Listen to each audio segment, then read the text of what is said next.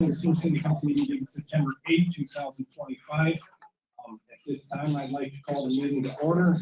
We'll start with the Pledge of Allegiance.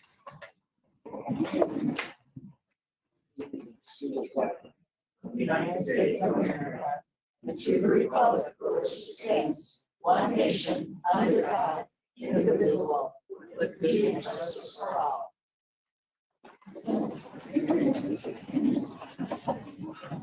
Council members, you're all presented with your package over the weekend. We had time to look over closely, reach out with any questions. This time, I'm going to pay a motion to approve tonight's agenda.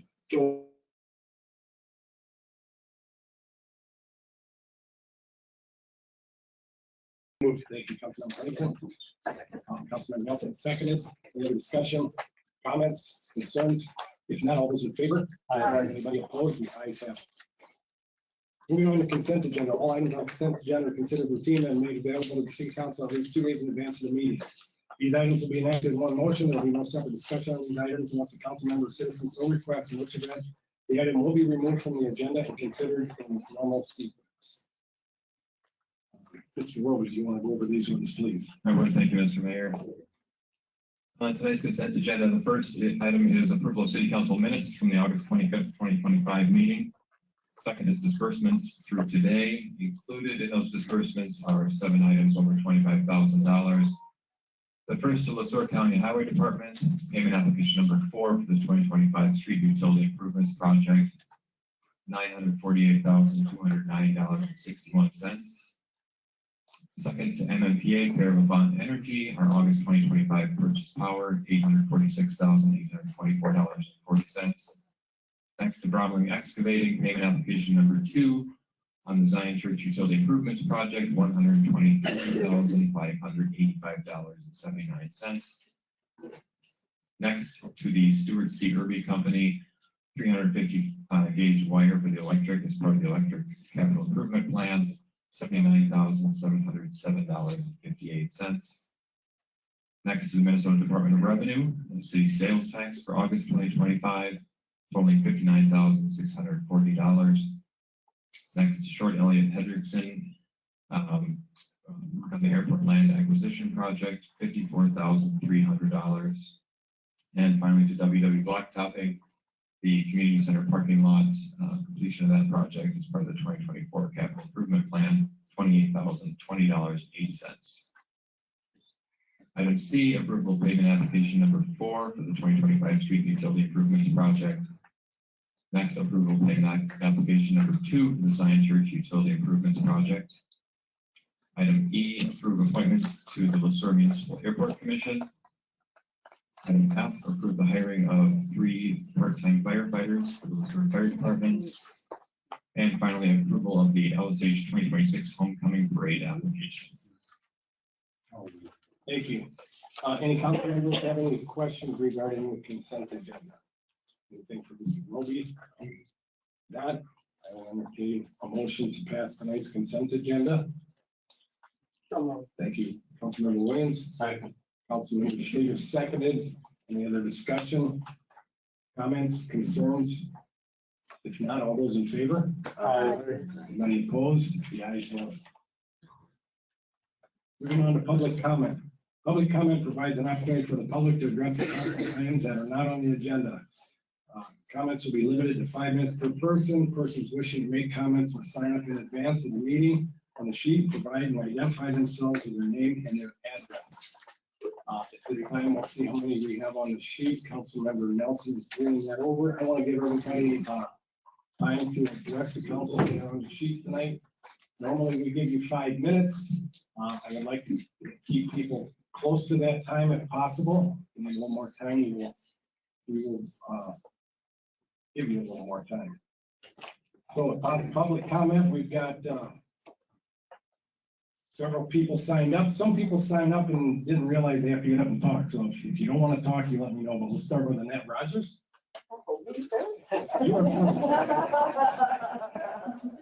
Try to be mindful, Annette. Thank you. Well, I'm here and I would like for this to go down on the record that with the costs that are going up in Sueur, this has got to stop. We cannot, my cost of living raise will not sustain the raises that's going on in this town. And I don't know, why people don't have more common sense to see what these numbers are doing to the residents in this community. So, thank you. Thank you, Annette. I appreciate your comments, and we all appreciate you being here. Moving on to, is it Mackenzie Brash? You want to step up? Is it Mackenzie? Yep. Thank you.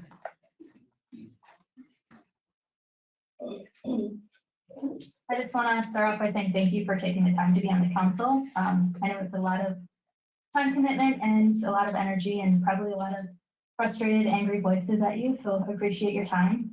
I also want to shout out Mark Huntington, Wendy Smith, and Pam Williams for taking the time to reply to my email that I sent last week.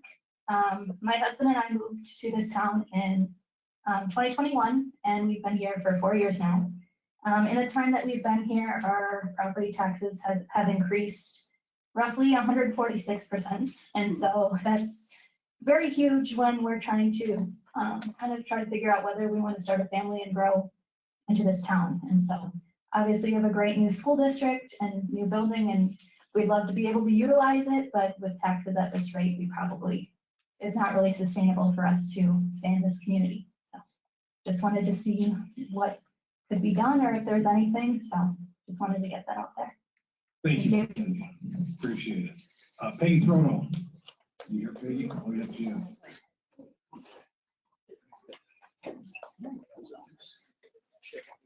Well, I for one think that we should always start with prayer, because God is the only one that we need his help. We need his wisdom to run this community. We care about our community. We don't want it to just, fall on the wayside because of all the expenses that's going on. So is that okay? I get 5 minutes, don't I? Oh, it's not okay? Oh, we can't pray in a public meeting like this? What's public comment if you wish to use your time to do it? You wish to do Okay, it. thank you. Well, Father, I want to put this community into your hands. And I thank you that you see everything, you know everything, and you care about each one of us, God. So we just put this in your hands, and we're looking to you for wisdom, God. We need your help. Everything has gone up so much, and we want to see our little community prosper. We know that you're the only way that can make it prosper. So we're putting all this in your hands, and we thank you for it, Lord. In Jesus' name, amen. So we are just, hoping that you all will just see the truth that's going on, because we know that there's a lot of stuff that has been happening in our world these days. So we just are hoping that things can turn around a little bit. Amen? Amen. Thank you. Appreciate it. Rachel Miller. Rachel, are you here? Oh, yes, she is. Thank you, Rachel.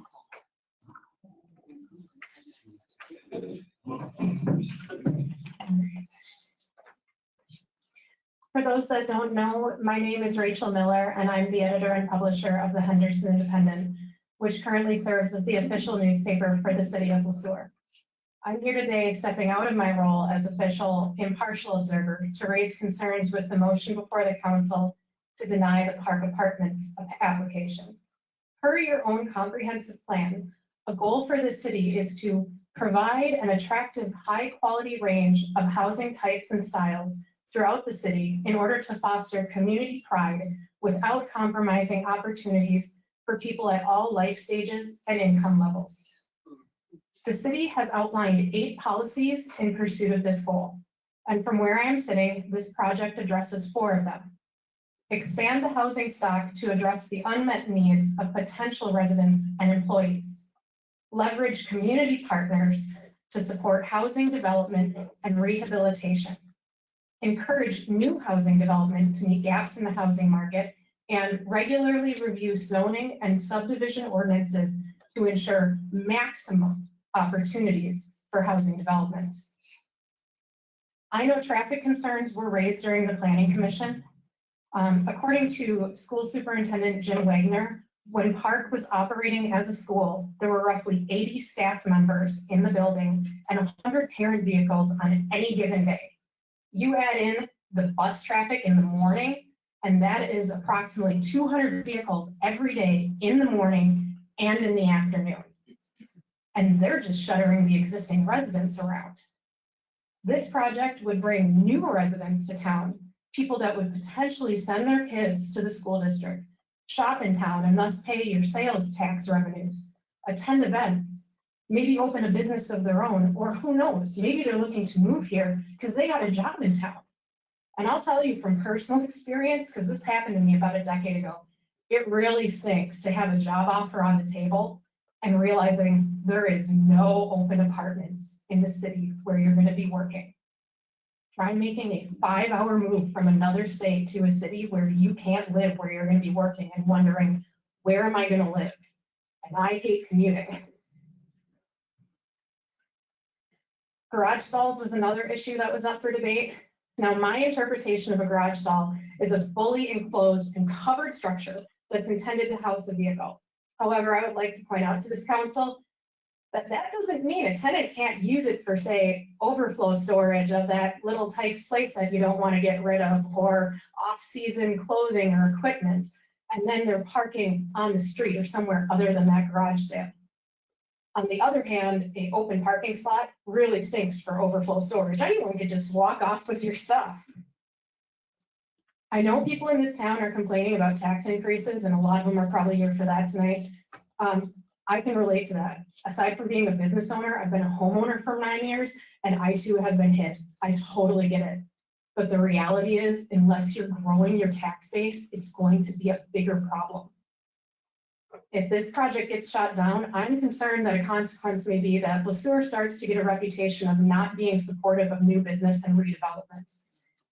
Talk to Henderson City staff about how fun it is to find a police officer when the reputation is the council doesn't support their police. Ask St. John's Catholic School in Jordan how much success they had finding someone to redevelop their old historic building. Plot twist, it got torn down a few years ago. They couldn't do it. Or maybe we should be like Sibley East and have the building go to an auction and have no say in who's going to be in charge of it. If this project is shot down, the odds of the school district finding a new developer is slim to none, like probably better odds winning the Powerball. Because even if they manage to find a new developer, they will likely be asked, well, why did Brennan Construction pull out of this? And the only answer is going to be the Sueur City Council did not support redevelopment. And by the way, if Brennan pulls out, they lose $50,000 in earnest money. I want to ask each and every one of you, would you want to sign a purchase agreement where you stand to lose $50,000 if the city council doesn't support what you want to do? Further, would you want to serve on the planning commission and spend hours vetting a project if the council just ignores your recommendation? Without naming names, I know there are other cities close by that would love a project like this because they want growth, they want new business, they want new residents, and they would rather see a historic building get repurposed for something new than be torn down, especially when there's tax dollars involved in that. So you have a decision tonight. You can decide to deny it, or I would encourage you go back to the person and say, hey, we understand maybe there's some compromises that can be made to impervious surface, the garage, this and that. Work with them to take Sueur forward instead of setting them back. Thank you very much. Thank you, Rachel. Appreciate your comment.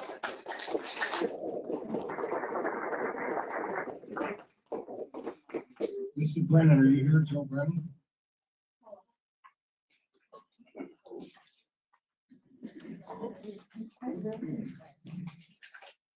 Good evening, Joe. Good evening. Good evening, council. My name is Joe Brennan. I live at 5724 Cambridge Drive in Edina. I represent one of two companies trying to provide much needed housing for the Sueur community. My counterpart being Mark Sueur of the Three Fund Partners. I'm of course here to speak in support of the Park Residences project and wanted to put a couple perspectives on the record. Currently, the Park Elementary parcel generates $0 per year in property tax. If the school board were to sell the site to our team, it would generate $8,786 per year immediately. If the Project before he was built, it would generate $20,066 per year in property tax. Some context to what we're requesting. I'm a builder by trade, and as a builder with roots in southern Minnesota, it costs the same amount of money to build housing in a community like Sueur as it does in the Twin Cities. The cost of a 2x4 does not change, for example, but the market rent is less in Sueur, so Mark and I have to solve for that. Frankly, the lower cost of living, generally lower cost of living, I know it's a topic time here, is one of the many things that I find attractive about the Sueur community. It's in jeopardy if housing cannot keep up with demand. Our project, of course, retains and repurposes an existing structure. This means less of the construction cost goes towards materials and more cost goes towards labor. And labor is inherently local compared to materials, which are often sourced even from overseas. This means that the money stays local. I'll encourage all of you, as well as those behind me, to consider what the future looks like with the denial of this project. It means a single-family development is the only legal use of this site, which means someone has to pay for expensive new infrastructure like roads and utilities. It means the green space with the ball field and the playground are permanently removed from public enjoyment. It means someone pays for the demolition of the historic building, which I think is a part of the character of this community. And that's all the best case scenario. There are what I think more likely scenarios where nothing is done. It continues to collect $0 in property tax. It becomes a maintenance burden for the school district. Weeds grow, windows break, sidewalks don't get shoveled, and ultimately lower surrounding property values. A wise man once said, if there's moss growing on your feet, you're dying. I urge you to not let moss grow at Park Elementary. Let our team guide a $6 million investment, creating jobs along the way, increase the tax roll by almost $20,000 a year, eventually $200,000, and provide attractive, amenity-rich, market-rate housing for the next generation. Thank you. Thank you, Bill.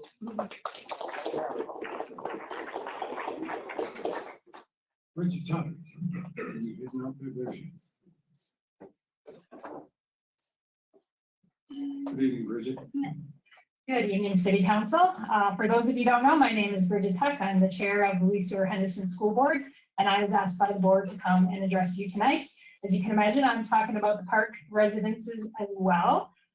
First, I wanted to start by thanking the City Council for your partnership. The city has been a true partner to the school district in a lot of ways. We share a lot of common goals and a lot of belief in the city of Sueur, and we thank you. We know when we did our new building project, there were a lot of times when we had to ask you for some collaboration, and we're always first to be there for that. So thank you for that.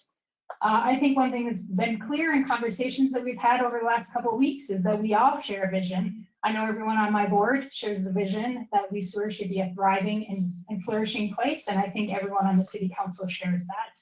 And we want to see what's best for that piece of property because it's an important piece of our community. To that end, my board is very strategic, and when we chose this particular agreement to enter into, we wanted to make sure that this was could be a good, successful project. As was already mentioned before, in my job, in my professional career, I work statewide with communities around economic development issues, and I've seen some really amazing historic renovation projects happen. In fact, I just submitted a journal article talking about how you can use private and public partnerships to get to your community goals around housing, and talk specifically about several elementary school projects that have happened in Minnesota. But I've seen the opposite happen too, where communities where they aren't lucky, they don't have a private developer that has any interest in their community, and so that building sits empty and starts to decay. Or communities that sell it for a song to someone who promises them big dreams, and then what happens is it takes 5 to 7 years of sitting vacant and empty with all the things happening to it before the city can get control, and the city ultimately is responsible for that property. So we were strategic in picking someone that we thought was reputable and would be willing to invest in our community, and we felt really good about the plan. Now we understand that plans change, and this plan has certainly changed since it was first brought to the community, and that's natural. That's part of the development process, is you put the pen to paper and figure out how this map might work. But I think the school board is disappointed to find ourselves in this position tonight. We will absolutely respect the decision that you make at this table. As fellow elected officials, we know it isn't always easy and the decisions aren't always clear cut. So we will respect and support the decision you make.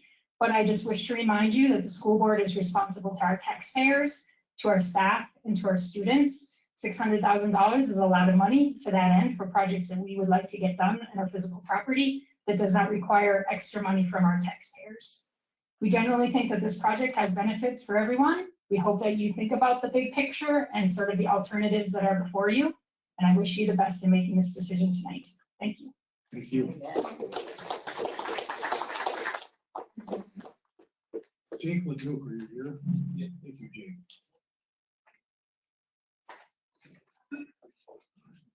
Well, I guess I'd first like to address that my main reason I'm here is because the tax increase, and we have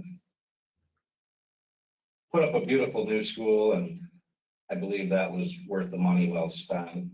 There's probably people in this room that think otherwise, but we just can't keep raising the taxes year after year at a significant rate. I moved here in 2019 and my taxes have increased almost 100%, and it will be 100% with this tax increase. So, and that short amount of time, that's a huge jump. And I'm sure there's many people in this room that have not received a huge pay increase this year due to the economics of the company right now and how everything's being ran. And maybe it'd be better to bring something like this to the table when we have an economic upturn versus a downturn. So that's all I got to say. Thank you, Jake. Hey, Jake, you didn't state your address. Where are you from? 410 South Park Lane. Okay, thank you. And Anna McGraw. Anna, are you here?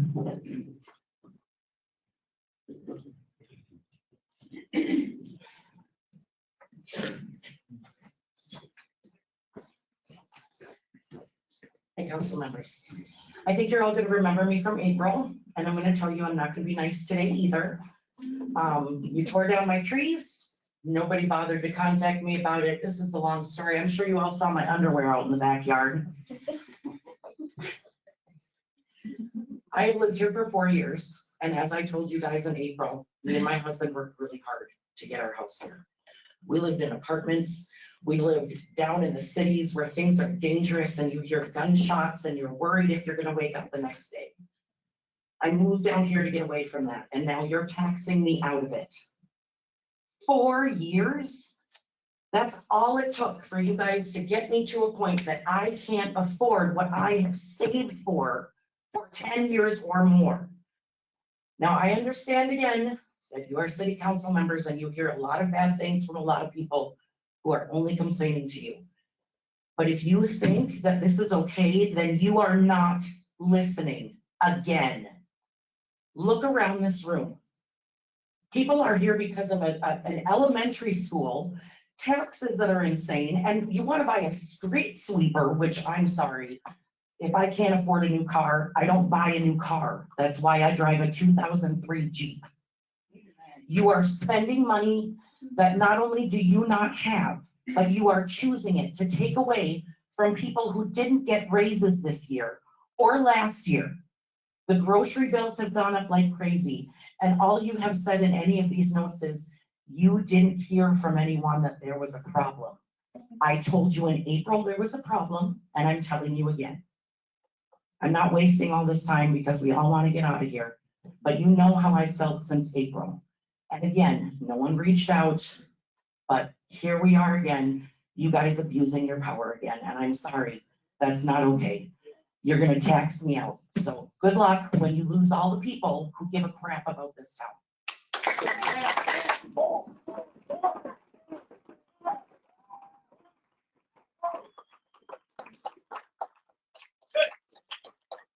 Thank you for your comments. Wayne Weldon, are you here? You had to leave. Okay. Rachel, is it Underberg? Rachel here? There we go. I did not exactly realize I was signing up to speak, but I did want to echo some of the other thoughts. I'm here along with my husband, because we're concerned about the tax increases. Similar to others, we moved here in 2020. Since I wasn't planning to speak, I don't have the exact numbers, but the increases that we've seen have been pretty alarming, and we are also looking at starting a family and not sure that we'll be able to do that here. So I just wanted to share that. Thank you. And Rachel, where do you live? On street. 325 South Main, thank you. And you brought your husband Nathan with you. Yes, but I don't think he's gonna speak. Arlene, you're here, are you not? I was gonna sign up. Arlene, you gotta get on the I phone didn't now. mean to, I You have an opportunity. Jim Rudy, James Rudy, you want to speak tonight? Jim? Thank you. And I can save you, Jim, you're at 223 Plum Run, your address? 223 Plum Run. Thank you. Now, I'm looking at this budget, and on the top line here, the general levy goes up from 1.2 million to 1.5. That's a 27% increase. Does that imply that our property taxes are going to go up 27%? You want to use your time for, okay, question and answer? Yes, Is that what you want? yeah. No, I think your implications are incorrect there. Well, I Well, can only see the numbers. The entire levy that we're proposing is at 7.9 as we speak, increase. What does this mean? The property tax general levy is going up 27%. Well, I think you're asking some questions and we haven't given the presentation on that yet. So let's kind of wait for the presentation. Okay, so- Why- and you just go ahead and continue. Thank you for your time. And let me conclude. I know at least 5 people have moved out of town because taxes. Not, or first of all, either moved out of town or didn't come here. Looked at surrounding communities and chose them basis lower taxes. Thank you for your time. Thank you, Jim.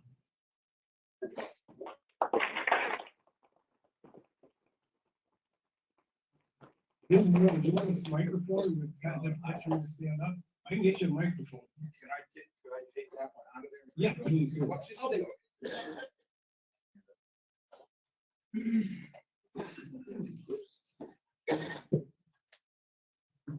Sorry about that. My name is Jim Moore, and I live at 341 Cedar Trail Drive.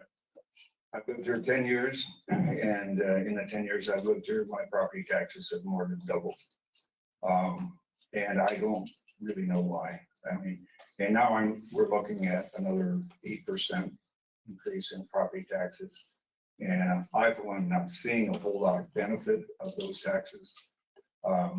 And although I would have some questions about, I would love to ask some questions about the city expenses because, well, I have a lot of questions there, but I'd like to talk a little bit about the revenues because as your revenue from the state goes down or stays flat, I know that puts pressure on the city because now you have a choice to make. Either in order to get your budget done, either you're going to increase property taxes or you're going to decrease spending.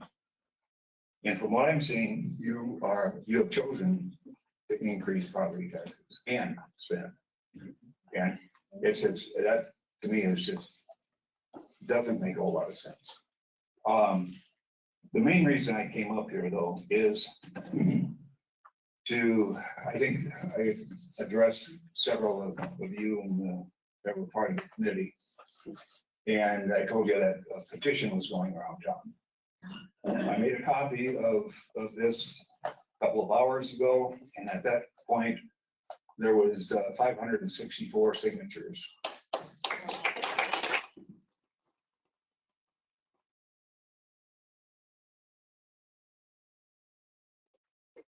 since then, I've been handed 4 more pages, so that the count is now roughly 628.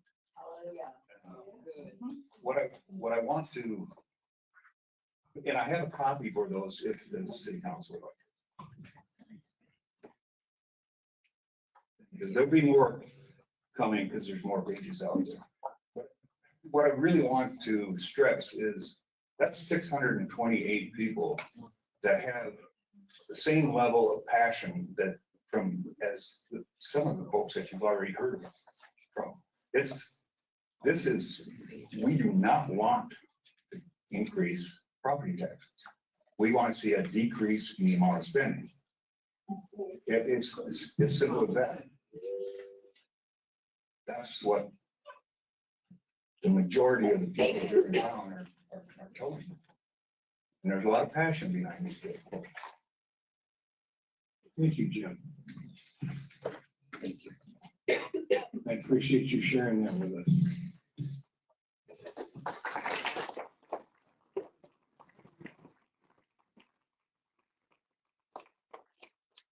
Allison Jones, will you step up, please?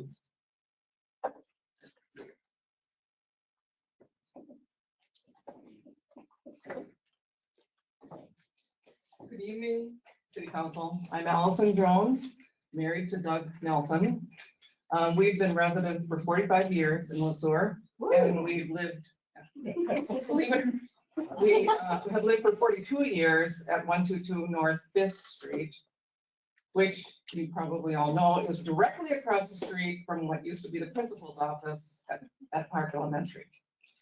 I'm here in support of the possibility of redeveloping into park apartments.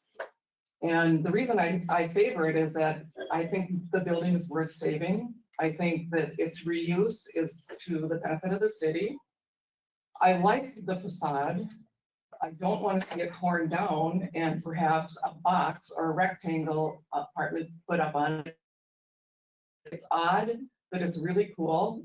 And the development that's proposed is going to be interesting to a lot of different people. People who may not live in this community, people who want to live in the community and maybe work outside of the community, but it's going to bring new people into this community. I also am worried on behalf of the city that they'll lose the parkland that's directly behind the school. Right now, Legion Park is built out. You can't get it any bigger, but it's the central place for any community celebrations that are outdoors. And obviously, you all know that those celebrations have often lopped over into that parkland that's behind the school and owned by the school. This current development gives you the opportunity to buy that and dedicate it as parkland, city parkland, and you can continue to develop that area to the benefit of the city. The city could use, I think they could really benefit by some additional playground use. My kids, my grandkids are over there a lot and they use it a lot. I also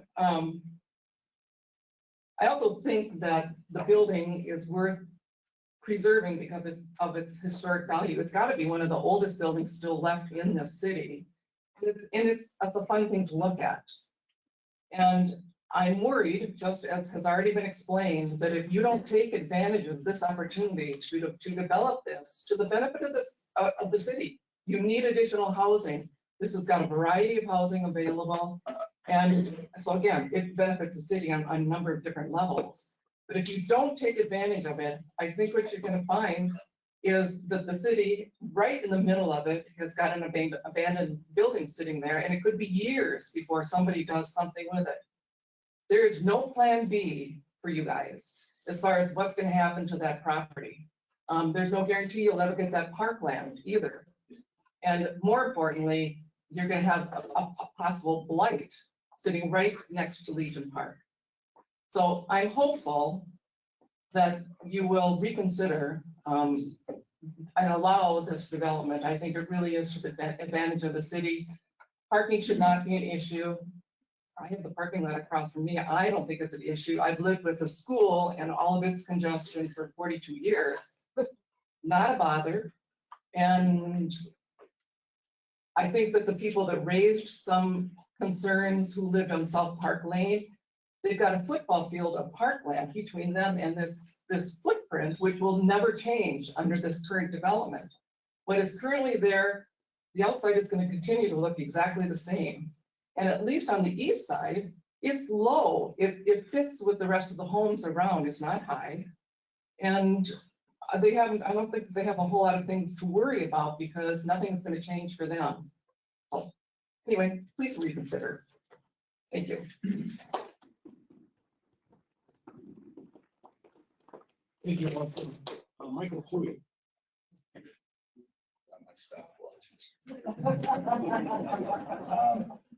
My name's Mike Tui and 408 South 7th. I'm here to address, you've heard about the petition. My numbers are based on the last Tuesday budget that was presented. This one is $15,700 less with on a $4.3 million levy is a rounding error. Facts, base levy 2022 through next year or 26 is an increase of 55%. Inflation 22 to 25 averaged under 4%. 11% average per year gain in the base levy.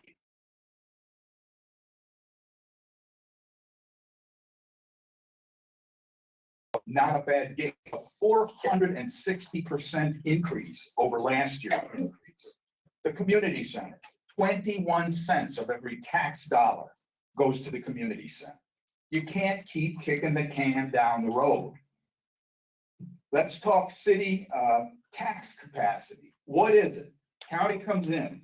You've got the industrial, commercial, residential, apartment, all assessed for a tax value. That, you add it all up, you got that number. Then you take the levy, the city levy, and you divide it by that set to the city tax capacity. Compare New Prague, 44.8%. St. Peter, 50%. Sueur, 92%. And what that means is that lenders, when it comes time for bonding, there's no wiggle room there. None. And they're going to see that. And when you get concerned like that, they consider that or can consider that to be risk. And with risk goes higher interest rates. You'll see I can't help but think, you'll see in the budget, hundreds of thousands of dollars in this budget to go in for future capital equipment purchases. They want to purchase it in cash. I can't help but think they're doing that because they can't get any more bonds that are already maxed out. Now, let's do some simple math. Everything's published. You take the levy and you divide it by the city's population. So you get a tax dollar for every man, woman, and child. Do that in St. Peter, it's $463. Do that in New Prague, it's $651. Sueur, with this budget, will have crossed another milestone, over $1,000 for every man, woman, and child in this town. This council has been a rubber stamp for the budget for forever. What I'm going to ask is that 4 of you say no, vote no. Now, if that happens and this does not get certified by October 1st, does the sky fall? Does the world come to an end? No. As the county auditor will use the 2025 levy dollars and apply that to the 2026 property tax statements. In effect, it won't, you're going to use last year's numbers. It's time for this council to stand up and do like we all do, businesses do, families do, individuals do. Live within your means. Thank you.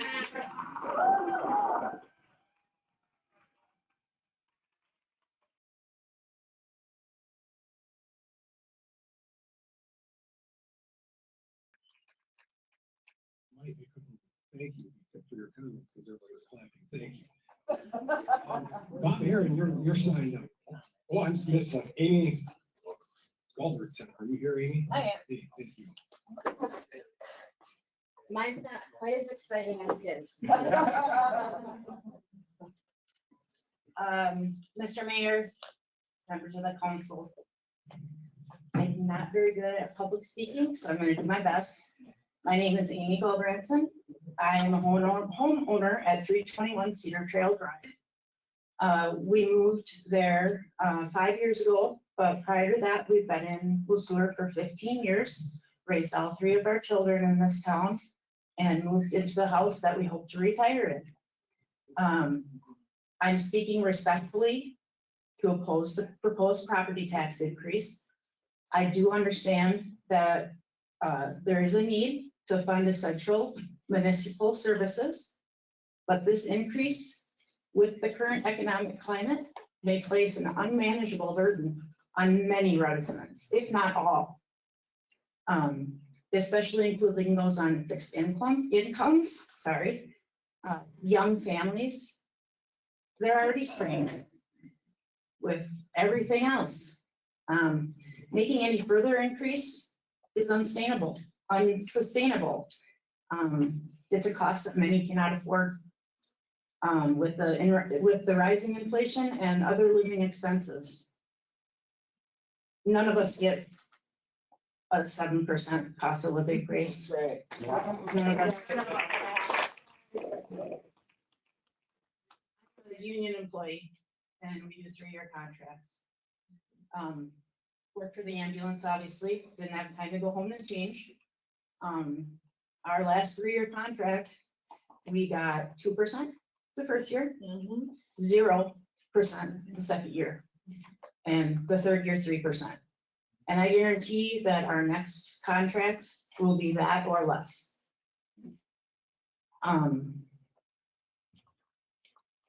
Our taxes in our house since moving there 5 years ago have significantly increased to the point that it is just completely disproportionate compared to the cost of our income. I'm gonna try to follow this a little closer because I added a whole bunch of stuff. For many, homes are an asset and rising property taxes directly impact financial stability. For retirees and others on fixed incomes, this increase represents a significant and unpredictable tax hike that does not reflect their ability to pay. With inflation already stretching household budgets thin, this additional expense could force difficult choices, potentially pushing long-term residents out of the homes they have cherished for decades. Higher taxes may discourage economic growth by pushing out business or making the city less competitive. Basing tax assessments on fluctuating market values creates economic uncertainty for all homeowners. When housing prices surge, so do tax assessments, even if a household's income has not increased. This creates an unlegislated and unfair tax increase where residents feel punished for the appreciation of their neighborhood. This practice can also discourage homeowners from investing in property improvements, which can lower property values and harm the local economy in the long run. The decision before you is a choice between fiscal responsibility and placing an unnecessary burden on your constituents. I encourage you to vote against this tax increase and seek a more sustainable path forward. Before raising taxes, the council is urged to conduct a thorough review of the budget, prioritizing essential spending. The city should provide a transparent audit showing all departments have made every effort to reduce wasteful spending and to operate within maximum efficiency. Yeah. The community elected the council, all of you wonderful people, to make those tough decisions.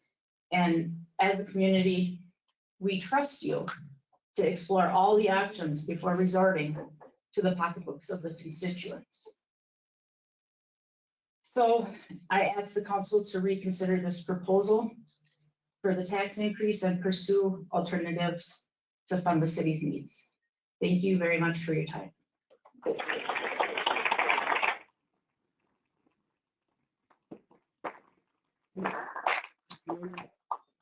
Thank you very much, Amy. We may have Bob Turner, you here, you want to get up and speak? Thanks, Bob.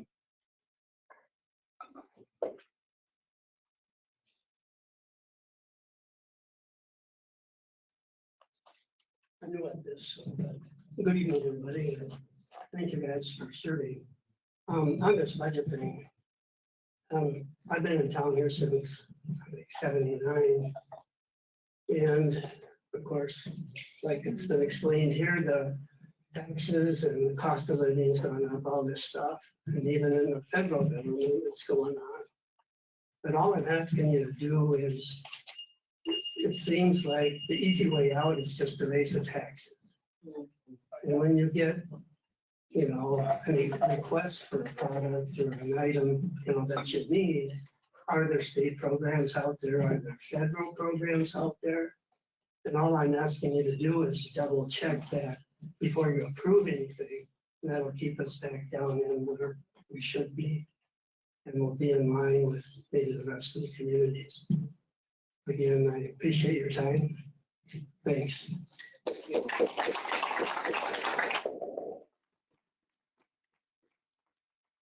Thank you, Bob. Mara, is it McBeer? Maura McBreen. Thank you. Hello, I'm Maura McBreen. I live at 349 Cedar Trail Drive, and I have been here about 2.5 years. We moved from Mankato. I grew up in Belle Plaine, so I've been in different sized communities.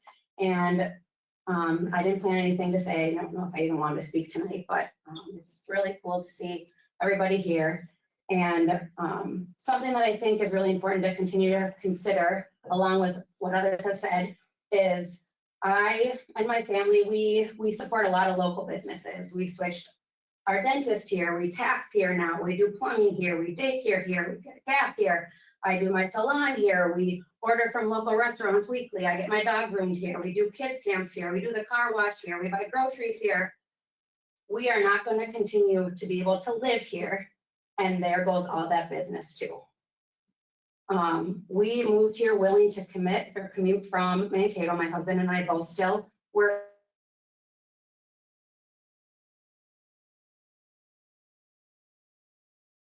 There, I own a business, and through this year, I've had to really pull back because of the cost of things. It's not easy, it's not fun, and it's something you have to do. When a city bleeds, you don't create a new wound, you pack what's currently bleeding. And I think we pay about $1,300 a month for daycare. We have 2 kids. I also have student loans. My mortgage has gone up substantially in 2.5 years. So I want that to be considered, that we are a young family. I want my kids to go here. That was one of our deciding factors, was our kids going to a smaller school, because we both did. So please don't run us out of this city, because we are really having to consider leaving. Thank you. Thank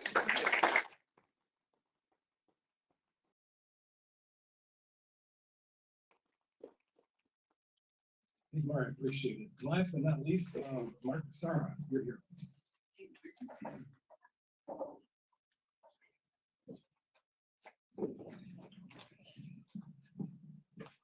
Last, no pressure.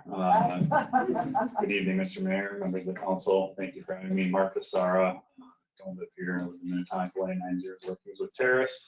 I am here representing the park apartments, and I work for Rebound Partners, one of the co-developers with our partner Joe Brennan. First, I want to say thank you to the council and to the mayor for your collaboration over the last couple of weeks as we've worked to navigate this project through the system. And I want to say we've heard the Planning Commission and City Council loud and clear, and we're here tonight to reinforce that we want the direction from this council that by meeting the Planning Commission's conditions, that this project can move forward and should move forward. As a reminder, the resolution from the Planning Commission on August 14th laid out 5 conditions. I'll be brief with these, but the first is that the development shall address all the city engineer's comments, and we previously submitted an itemized response addressing each comment that we would accept their comments. Condition number 2, development shall provide required landscaping screening. We also previously responded agreeing to this condition. Number 3, the development shall address stormwater management for excess impervious surfaces. And similarly, we previously responded agreeing to this condition. 4, the development shall meet all required parking, though the number of required garages shall be reduced to 31. As you know, we responded stating that we will meet all the requirements except the parking garages. And since then, I hope that we've been clear that assuming the council finds the planning commission's recommendation, including 31 garages acceptable, we will work diligently to include 31, probably 32 garages into the project, fully meeting this condition. And if we can't, we'll report back, but we will work for that as hard as we can. And 5, that the development team shall ensure that all lighting standards per ordinance are met. Not a problem. All that's to say, we are here to say we will do what the city has asked of us. Period. Some of the concerns that we've heard in the last couple of weeks pertaining to our applications, and 4 in particular, include parking, demand on city infrastructure, density of the site, and preservation of the character of the neighborhood. On parking, as I just laid out, we anticipate that we will meet, or are planning to meet, and is included in our materials, all the required parking proposed by the city. The demand on utilities, our preliminary calculations show the redevelopment will require at most 66% domestic water and sewer resources that the previous building did, which I would think when we're talking about the larger conversation at hand tonight, that would be a benefit to the community. And on traffic, we previously produced a report demonstrating that the new use will generate less than half, 46%, the daily trips that were previously experienced while the school was operational. The density of the site, the school only sits on a portion of it. If you consider the whole site and the land that would be preserved along with the redevelopment, the 62 units represent just over 6 units per acre. This is roughly equivalent to R3 medium density residential zoning, which many of the surrounding lots are currently laid out at. And lastly, preserving the character of the neighborhood. This is a preservation project. The school's been there as long as many of the other structures surrounding it. And what we are proposing will only result in a different group of people moving into that building. Further, the immediate redevelopment of the school project protects the value of the surrounding properties, as some others have said, by eliminating the risk of further deterioration, vandalism, and blight that comes about from a building being vacant, and avoiding city intervention, which is a burden to its residents. There's no telling how long it might take for another use or resolution for this property to come to fruition, and we're here. We want to do this, and we would look for your support. So to that degree, if I could ask of anything this evening, for the items on the agenda, 7A, please vote to deny the resolution that resulted from the last city council meeting, and make motion instead to direct staff to draft the necessary ordinance to amend the comprehensive plan and zoning map per our applications, and 2, the necessary resolutions to pass the PUD and preliminary plat applications with the conditions added by the planning commission. And for item 7B, as you well know, and it's more than likely a sensitive topic for this project, and especially tonight. A project like this does require a tax subsidy, and it will be a contributing asset from the day we purchase the property in a very meaningful way, and in the long run to the tune of hundreds of thousands of dollars into this community. So for action item 7B, it is an action following statutory public procedure to schedule a public hearing and no more. There's a lot of golf to play on that item. There are no other substantive actions tonight regarding the use of TIF, the terms of the agreement, the formation of the district. There's a lot of time to figure out that framework. And to close, I read an article recently from a couple of years ago that the top obstacle standing in the way of community development in Sueur is housing and housing and housing. The park residence redevelopment represents growth, progress, community development, and preservation, and will be delivered as a high-quality, contributing housing property that any community should be proud to have. So thank you all. I appreciate it. We look forward to working with you to move this thing forward. Thank you, Mr. Sueur.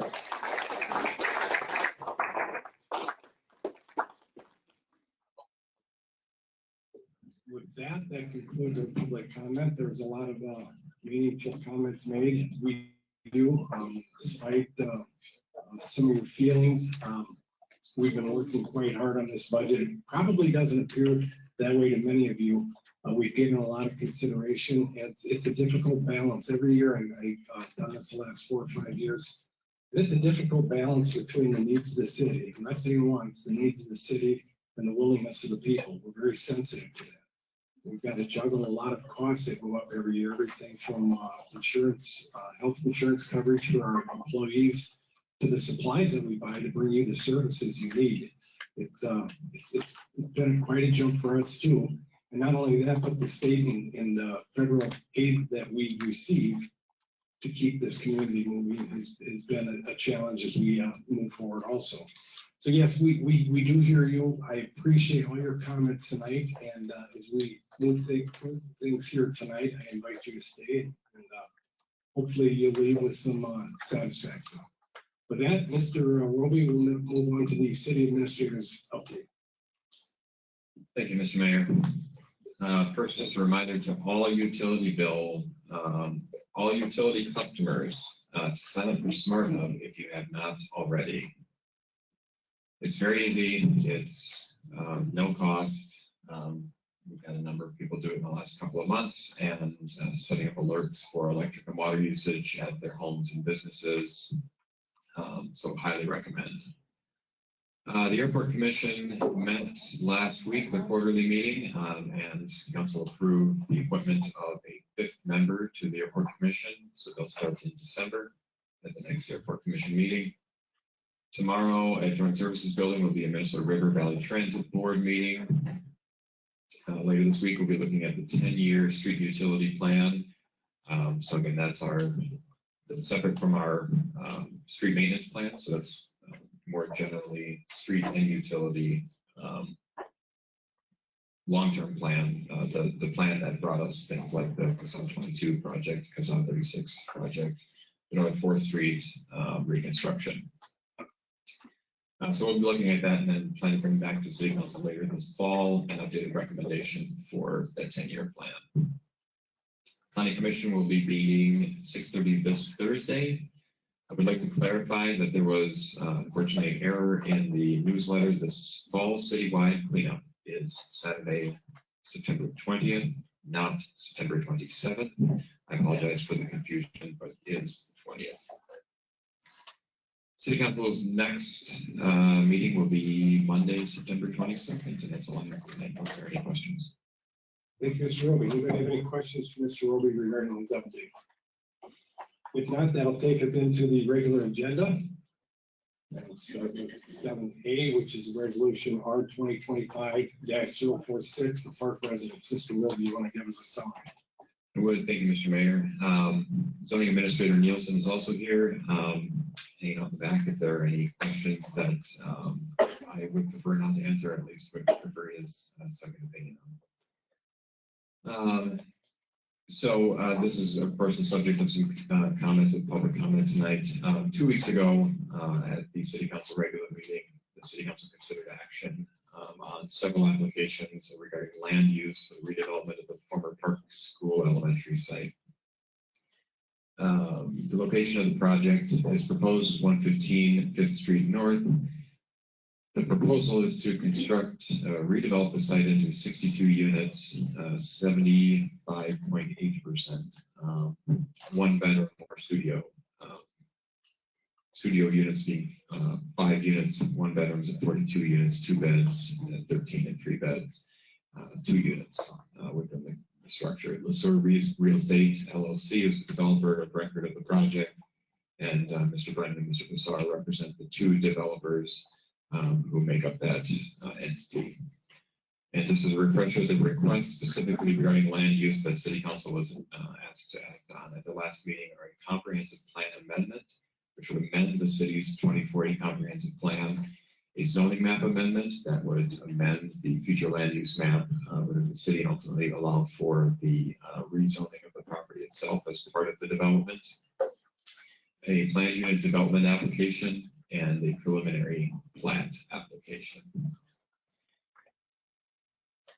City Council has reviewed all the applications along with the Planning Commission's recommendation and conditions and the applicant's response to the Planning Commission's conditions, which City Council was in receipt of in anticipation of the August 25th City Council meeting. City Council voted at the August 25th meeting to direct staff to bring findings of denial for all of the applications to this meeting, and the resolution presented before the City Council tonight outlines those findings. It's a lot of words on this slide, and I do think it is important to read them, so please bear with me. This is a general summary of the findings that are also found in the resolution. The comprehensive plan clearly identifies future use of the property intended to be more compatible with surrounding residential setting than as proposed. An amendment to the comprehensive plan as proposed would not be appropriate given lower adjacent residential density, low class of roadways serving the site, and the density of the proposed site too great. That the rezoning to high density residential or R4 would be incompatible with the comprehensive plan.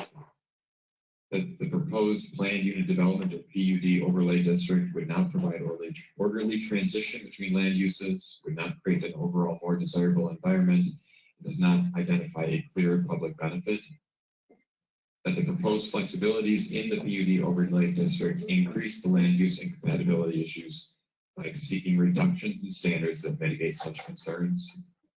That the proposed plan does not clearly manage stormwater related to the excess impervious surfaces on the proposed Lot 1, Block 1. The project has inadequate parking facilities and provision of interior parking that is inadequate for a residential development of the proposed density in the project area. And that the proposed preliminary plat is related to a project that is inconsistent with the comprehensive plan and zoning ordinance. City Council's had an opportunity again to review the applications as they stand right now. They have been submitted. City Council is guided to act on the applications. Again, the City Council provided direction at the last meeting for staff to bring back findings of denial. The resolution contains those and certainly answer any questions from the council. Otherwise, action requested is to consider a motion to adopt the resolution R2025-046 as presented. Thank you, Mr. Roby. Does anybody want to direct any questions to Mr. Roby? I have a question based upon what we heard at the last council meeting when they said they wouldn't do the 31 garages. And now, if I'm hearing correct, you will now do the 31 garages. If that were to be, should there not be a re-motion to go through the application process so that the city departments can review your applications and the drawings, because there should be some drawings related to those garages and what that's going to look like, and whether or not you need to re-plot some of that park area to make allowances for those garages. Does anybody understand what I said? Yes. Yes. So, yes. And was that a comment? Yes. Okay. I mean, so that would be. So if that being the case, does this get something else happen to it or deny, not whatever, deny, no action taken on this based upon there needs to be some application process done by the developers. Am I mistaken on that? So for any material change from the applications and the response that the developer has provided to the city council already would be most appropriate on a new set of applications from the developer. So I understand it, and that was very clear last time, because you stated very clearly that you would not do that, which was on the recommendation of the planning commission, and now you're saying you will. And if that being the case, shouldn't there be some drawings submitted to make sure that they're being appropriately ordinance within the city's classifications or rules and regulations? That's how I see it, in order to make sure that we get those 31 garages. And other expectations are met. Yeah. Absolutely. So I couldn't agree with you more. I think the application process needs to go through again. The developers of this project have known for months, if not over a year, what some of the expectations in this city are. And it appears to me in the last 2 weeks, it's become almost like a ground fire. We can't put it out. And we're expected to override a lot of the decision, a lot of the expertise our commissions have. And I think if you've changed your plans, and I'm speaking to the developer now, if you've changed your plans quite a bit more than the last time you talked to us, you need to submit these plans. You need to go through the application process. And the other struggle I have is, and I'm going to be real frank with everybody, I just sat here and listened for about 45 minutes to people talking about the sacrifices they need to make in this community. And I hear you. I hear you. I don't like doing this anymore than we do. But the next item on this agenda,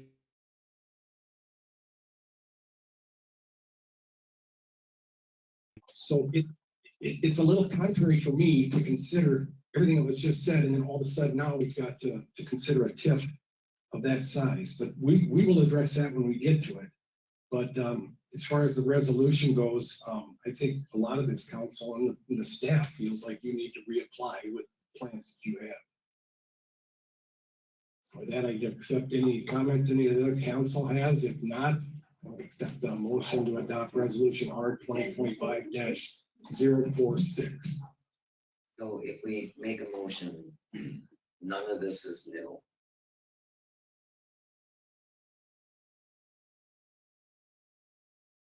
Now, they're just sort of saying deny. Denying, move ahead with the motion, yes. Okay, so do we make a motion to confirm that what we did last time, or how do you word that? Without it. Yeah. Go ahead. So at the last meeting, city council voted to direct staff to outline findings for denial. And that comes in the form of the resolution that's before city council tonight. So all of those findings or reasons for the denial of the applications per council's recommendation are structured inside of the resolution itself.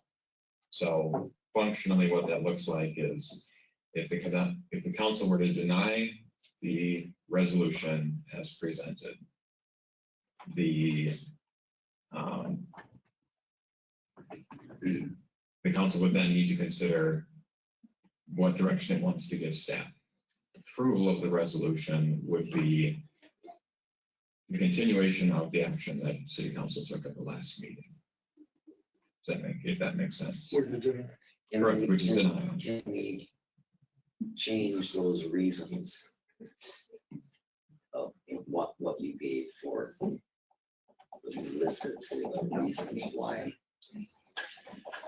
The council can, but I would not advise it at this time because they're all fairly specifically related to The present application. the present applications and the justifications within the comprehensive plan, the city's zoning ordinance that would deny the applications.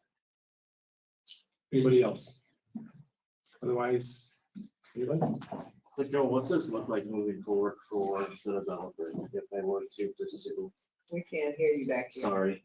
What would this look like for the developer if they were to pursue moving forward with this? If this gets passed / denied tonight, this motion would be to deny the application, right, if it's passed. So what would that look like for the developer if they want to pursue this project? So what the question was, just to be clear, if the resolution as presented or materially as presented were to be approved and therefore the applications denied as they stand, then any redevelopment of the site, whether for this developer, if this developer wants to continue and resubmit amended plans, they certainly could, but the application would start over again and the clock, so to speak, would start over again because statutorily the city has an obligation to respond with either an approval or denial within 60 days of the application coming in. We're allowed one 60-day extension. We've already extended that application 60 days, so we're in the second period of time. So any new application could be submitted at any point following denial of this application. What is this? If we don't want to do anything with it, essentially, then the 60 days goes by, this automatically gets approved. Correct. So the conditional use permit or the specifically the PUD as part of this application would automatically be approved if the city council does not take action on it at all. Anybody else? I just, sorry, I didn't repeat. I tried to say Marvin's question. So we say we go forward this denial of the findings of denial. He can resubmit an application, or he could walk away at this point after that, right? Yes, anything. Yes. So, okay, I guess that's my question. Anybody else?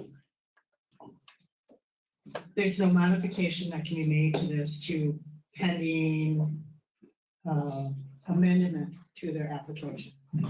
Which is to start over again, go back to the planning commission. The concern would be that any amendment or any tabling of action right now would likely not allow for enough time for the process for the city council then to be given another opportunity to revisit the application.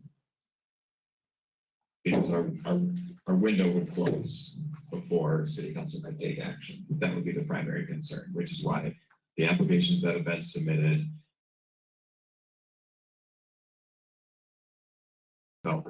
following the planning commission's stated conditions is what the city council needs to consider right now. Anybody else? Otherwise, I'll accept any motion to adopt resolution number 2025-046, amending the comprehensive plan amendment, zoning map amendment, and plan unit development and a primary plot application for park residents as presented. I will make that motion as written. I will make my comments during this session. Thank you, Councilmember Schleter. Anybody want to second that motion? I'll second that. Thank you, Councilmember Nelson. Any other discussion? Yeah. I am all in favor of what they proposed, except for the fact that they did not want to put the garages. We are running up to a hard deadline. If we push this out anymore, they'd be able to push this through without putting any of the garages in. I still want to work with them. I like the concept. I want to keep moving forward. They're willing to put the garages in now. That's the next step we have to take once we get through the planning commission again. Thank you, Councilmember Schleter. So we've got a motion to accept the resolution R 2025-046. Councilmember Schleter, seconded by Councilmember Nelson. Any other discussion? Any other comments? Any other concerns? If not, all those in favor? Aye. Anybody opposed? The ayes have it. Moving on to item 7B, resolution R 2025-042, the park residents calling for a District 23 public hearing. Mr. Roden. Thank you, Mr. Mayor. Item 7B is the resolution as presented, R 2025-042, was tabled by the city council at the last meeting, being brought back to this meeting for consideration. It is tied directly to the redevelopment project that was just considered under item 7A, but as there has been a TIF application for this project specifically, it is still appropriate that the city council consider action on it. The developer for this project, pursuing redevelopment of Park Elementary School site, has applied for a TIF. The same information was presented 2 weeks ago, but I do want to go over it again. This is the TIF process. The tax increment financing process is a separate process altogether from the planning and zoning, but we try to run them parallel for hopefully some reasons that make sense to the public, so we can city council can consider it all in one package, so to speak. In order for a TIF or tax increment financing district to be considered, the city council must consider holding a public hearing first. Following a public hearing for a TIF project, the city council could then consider approving the establishment of the TIF district itself and approval of the TIF plan. And then the way we operate our TIF program in the city of Sueur is that ultimately the Sueur EDA would then have to give final approval after city council is given approval. So if a public hearing is called, it would be held December 8th, 2025, and would address the establishment of the district and the approval of the TIF plan. Just a brief overview of the TIF application itself. The 62-unit multifamily complex using the existing school building. The request is for 26-year duration and 90% reimbursement to the developer of new property taxes generated. The baseline assessed value of the property is $814,000, and that would be part of the tax base initially. Any tax increments generated above and beyond that by the city would be reimbursed to the developer over the course of the TIF. It's estimated right now that $193,692 in tax increment would be generated every year, of which $173,626 would be reimbursed to the developer, estimated at $4.5 million over 26 years. With again, the baseline assessed value of the property being taxable throughout the duration of the TIF. The resolution in front of council, same as last time, would set a public hearing date and arrange substandard inspection for the project. Given the action under item 7A, the staff recommendation would be denial of the TIF application because we now with the passage of the last resolution, there would not be an active project associated with the establishment of this TIF district, and any other redevelopment application that may come for this property could certainly be accompanied by a TIF application that would then generate a new proposed TIF run with a new estimate of tax increments to be generated over the course of that TIF life for that specific project. Anybody, questions? One question, are we on a hard deadline on this one? We're not.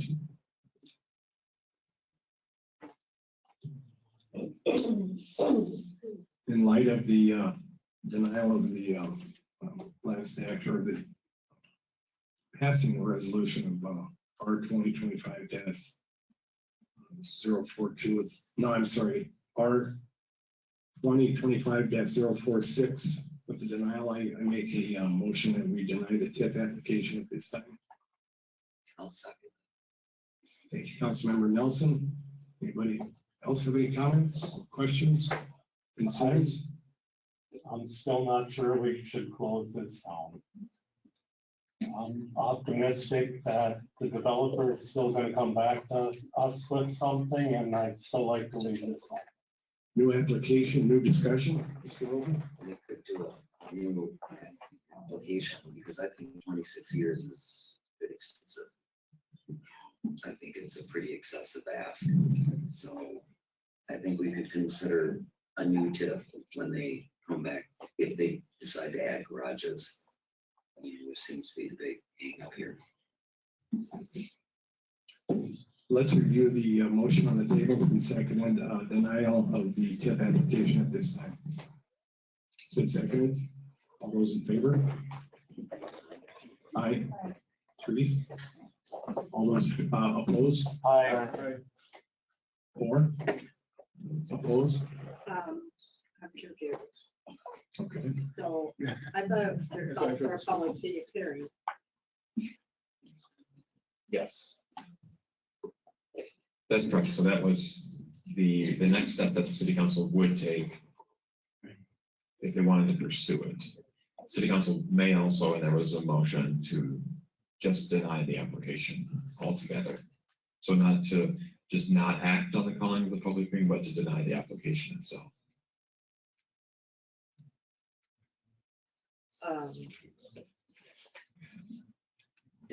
And revisit it.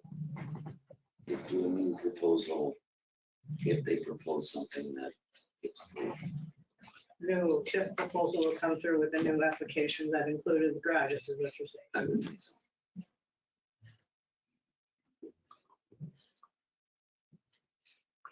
I've been deciding. Mm-hmm. Shit. The vote right now is 3-3. To deny, and 3 to. 3 to deny the tip presently at the Present, 6 years, yes. not the public hearing. There's no need for a public hearing. Correct. The motion on the floor is to deny the application as it is right now. If that motion were to pass, the application would fail. If the motion fails, then another motion could be made regarding the application itself, whether to call a public hearing, whether it's to table it. But right now, there is not a project associated with this specific application. There's nothing to vote on because there's nothing there. Because there's no application that goes along with the tip. But technically, there still is the application. In theory, someone could apply for could apply for the establishment of the TIF district without these other applications. If it's a TIF for a business expansion, for example, that doesn't require separate zoning approval. So if this tip is tied to the present application, then I vote we deny. That makes sense? Yes. Exactly, you voted exactly, yep, you've done. You voted. Mr. Yes, Mayor, go ahead. could I please just procedurally ask for Everybody. one clarification and perhaps a roll call vote if you're sure of that? Yeah, let's So do the it. motion on the table is to deny the application as it is. Yes, correct, And that was seconded by Councilmember Nelson. Councilmember Nelson. It was voted yes, myself, Councilmember Nelson, Councilmember Smith. 3. And it was, Roll call. okay, roll call. Let's do that. We'll start with Councilmember Nelson. Denial of TIF application as is? Yes. Denial of TIF application as is? Me? Yes. Councilmember Williams? Yes, along with the same application. Thank you. Denial of TIF application as is, the mayor? Yes. Mr. Sullivan? No. No. Yes. So if your voting is correct, you've got 4 yeses of denial of the TIF application as is, 3 no. Correct. Motion carries. Voting carries. Thank you. Moving on to resolution R 2025-045, the adoption of the 2026 primary levy and general fund budget. Mr. Kraft, how are you doing? Good, thank you. Thank you, Mr. Mayor, members of council, and members of the public that are here tonight. So I'm here to present the adoption of the 2026 preliminary levy and general fund budget.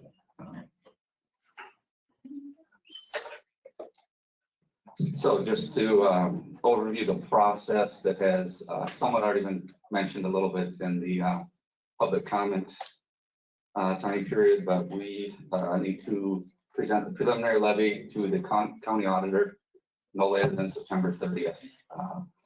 The Personnel and Budget Committee has met with city staff since July going over this budget.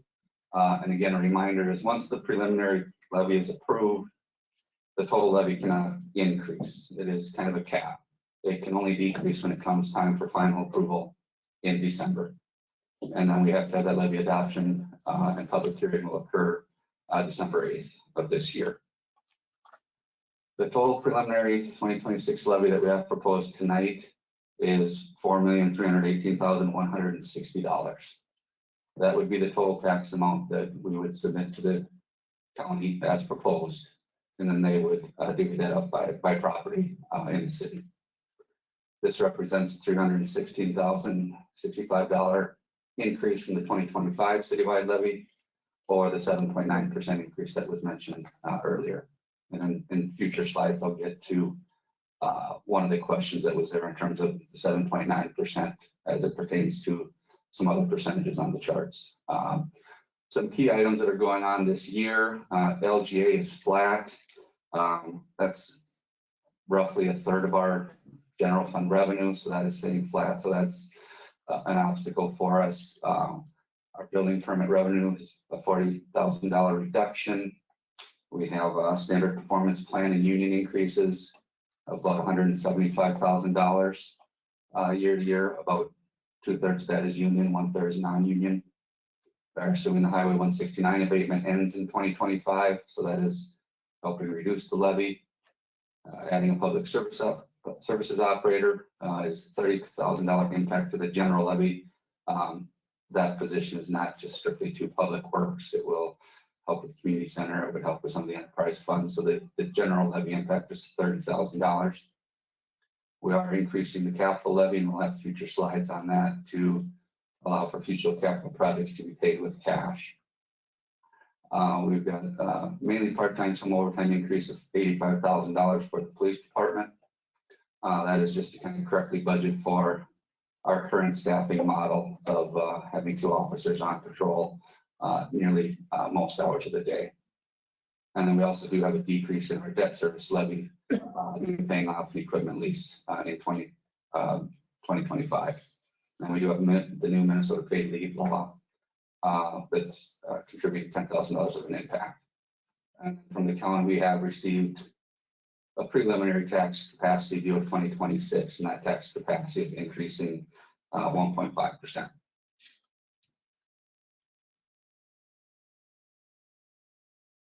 This next slide here is a look of the overall levy. I will just start with the chart and then go through some of the items on the left. But there are several components of the overall levy. You can see down at the bottom in green, the 7.9% is highlighted. That is what the total tax levy that we will send to the county is going up. It's made up of some key components, the debt levy, which is going down 23%. Our EDA levy is going up 7%. The capital levy is going up 35% based on that increase mentioned on the slide before. The Highway 169 abatement is assumed ending here at the end of this year. So that's helping $120,000. The community center is going up 7%. And then the general fund levy, which is just one component, that is the line item that's going up roughly 27%. And we'll get into a little bit more detail on that particular number in slides to come. But on the left here, we have kind of just highlighted some of the big topics here. The first section is kind of what new services and operations are being assumed in 2026 that currently are not. It is the aforementioned public services operator. And also as part of our capital plan, we have set aside $50,000 in cash donations to the Legion Park project that we're getting a matching grant for. Some fiscal strategy impacts. We do have $160,000 budgeted to maintain and improve our fund balances. That is not a year-to-year impact. We had those same amounts, but we're trying to get our community center fund a positive operating balance. And for the general fund, we do have to, along with that, try to maintain enough cash in reserve to cover 5 to 6 months of operations if something unforeseen should happen. And then the $265K increase in capital. We'll have some capital charts. The big driver there is we have been, as mentioned earlier, setting aside $350,000 in this budget for future capital needs. And again, we'll get into a little bit more detail in future slides. Key items that we are waiting updates on: union negotiations as it pertains to the general levy for the police department and public works are ongoing. We do have some assumptions based on how those are going, but those won't be complete until probably after the budget cycle. And we are assuming PEEP insurance at 3% uplift. Again, we won't know that until probably October. They have given us some preliminary view that makes us feel comfortable that it will only be 3%. But again, it's not final, but we felt we're comfortable in lowering that a little bit earlier than we normally would. And the last thing here, impacts to tax levy, is just kind of just for reference. So for every $40,000 change in that total tax levy amount, it's a 1% change in levy. So if we wanted to, make the 6.9% or the 7.9%, 6.9%, drop the number 40,000. If you want to make it 5.9%, drop it 80,000 and so on and so forth. Oops, got a little trigger happy. Okay. This chart here is just for the general fund levy alone. So kind of that top item in the previous slide. So you can see that the top rate, that 26.63%, that is the 27% from the prior slide. I would like to go kind of bottoms up on this slide and just kind of start with the expenditures. So in total, the expenditures are going up 8.5%. There's a lot of puts and takes in there, but some of the big items are, it's a big percentage, it's a smaller number, but just seeing a little bit of increase in consulting with the current projects that we have going on this year and maybe trickling into next year.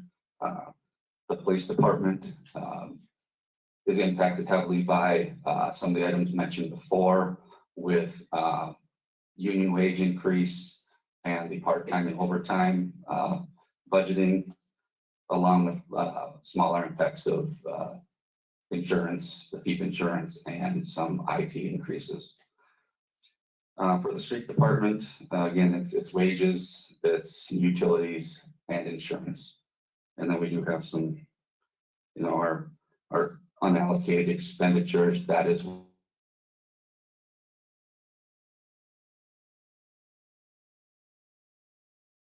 we budget some of that fund balance improvement of 100,000.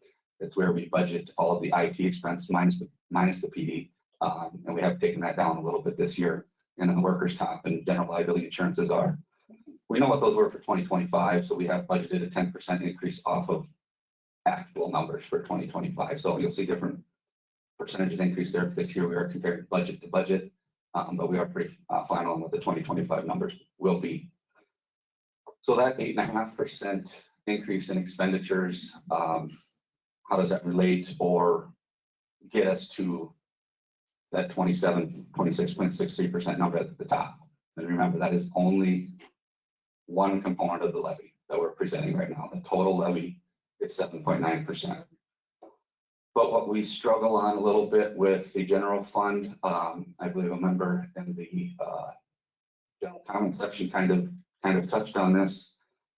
We have an intergovernmental line up here where it's made up of a few things. It's showing that it's down 0.5%, but that is where our LGA funding comes from the state. And that number is probably 1.2, close to 1.3 of that number. And that is flat. And so, yes, with an increase in expenditures, that puts further burdens on other line items in the budget. We also have other financing sources. That is that bottom line of revenue. That's $526,000. $500,000 of that is a transfer from our electric department that they have done kind of to mimic if we had an outside electric provider, what sort of franchise fees they would have to pay us. So we kind of do this internal transfer, and that's been flat for a year. So the net of that is we've got, you just say roughly half of the revenue in the general fund is flat. And that just puts pressure on what the other things are doing and the way this is laid out. We do have, the building permit decrease, the fines and forfeitures line there. That is the money that we get back from the county for court fines. That's been trending up in 2025. So we've budgeted for that trend to continue. But the net is, after all of those inputs, the property tax line is what's left. So that's kind of how 8.5 in expenditures gets up to 26.6%. The next chart here is just a pie chart here, just kind of representing those expenditures and the percentage of the pie that each department makes. It's roughly the same story that's been there for the last few years. The police was probably 45, 46% last year. Now it's up to 47 based on those increases. It's just kind of a visual chart of those, the previous numbers chart. This slide here is the plan. So there's a lot on there. It might be a little bit hard to read from the back, but high level, reiterating some of the numbers, we're going up $265,000 from the 2025 budget. The big items in there, the total is just over $1 million. $300,000 is for street maintenance, which is a little bit less actually than what we had in the budget last year. We are assigning $350,000 to a large equipment program. In the budget last year, there was only 50. There is a chart that I'll get to. I did put it in the backup, but of our long-term capital needs, and there are a lot, especially with our public works and our fire department, where there are equipment, whether it's plow trucks, fire trucks, that are going to need to be replaced. The timing of those is debatable. But the reason why we are doing this is not because we can't bond for it. It's because staff is thinking that it's financially prudent for us to plan for those. And it allows us to not have to pay bonding fees. It allows us to be acting and making more real-time decisions and maximizing useful life of equipment and not having to bond and borrow and try to make multiple years of equipment need decisions at one time, and we're guessing because we don't want to bond every year. So we're trying to get away from, like I mentioned before, we just paid off an equipment lease from 2019. We paid that off a little bit early, and that's why the debt's dropping. These kind of go hand in hand of trying to set money aside, get ahead of some of these expenses to be able to pay cash for them. Some of the other items on here, again, the second and third lines are the $300,000 for the street maintenance. We have replacing our loader and backhoe with these the Bobcat items there. Allows us to do things more safely, more efficiently. We've got replacing 2006 Ford truck that the community center is using. They got that as from another department in the past, but it's not functioning. They can't even take the truck out of town. So there's some money set aside there to replace that. We have the Legion Park grant that has been mentioned and been the subject of some of the city council meetings. That's $50,000. Again, this is part of a 50-50 matching grant to put a synthetic skating loop at Legion Park. It's $440,000 in total, half of which we have to match, so that's $220,000, but $170,000 of that is in kind from city staff, city equipment, and then $50,000 is cash. So as discussions, questions come up, if there's one of, should we do this, should we not do this? If we don't, it's the $50,000 that we would show as a help to the budget. It would not be 220 because we didn't have those specific hours or wages for that. We've got one squad car that is under lease, so there's a lease payment there. We've got $20,000 for the Bruce Creek field, a new drum mulcher that will save us from paying contractors and save on fuel. And then there's some smaller ones that I won't go through, but if anybody has any questions on them when we get there, more than happy to answer those. The next couple of slides are just here for comparison purposes, because we get a lot of questions of, are we looking compared to others? This one is only 2 years worth of data because I cannot readily get from the state years going back. I do know that our tax levy, if we go to 22 and 23, was much higher than what's on this chart here. But I at least wanted to get data for everybody on what it is. So it's just what those levies were the past couple of years for some area communities, what the state average is, and all these are straight from the Department of Revenue website. And then this next one is just a city tax comparison. Last year to this year, it just takes again a few neighboring communities.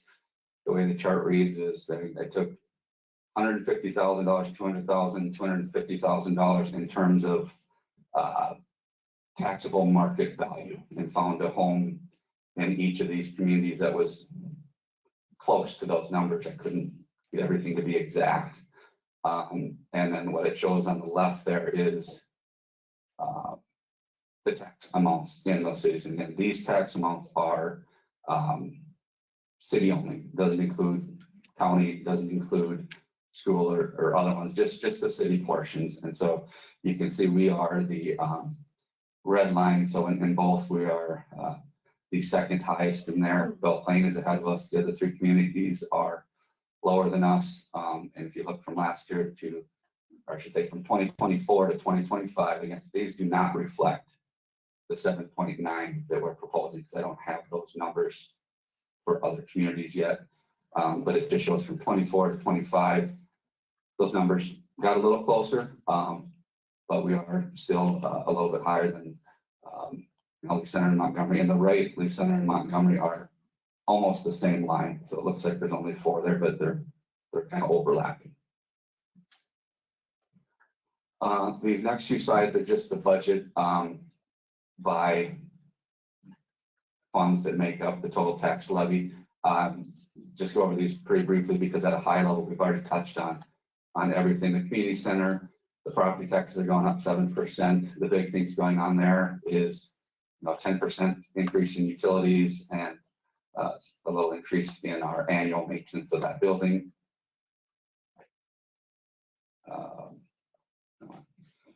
This is our IT budget that we receive transfers in from various departments. The general fund, the community center also touches on our enterprise funds that are not part of the discussion tonight. But we've got these services, managed services, software expense, hardware expense.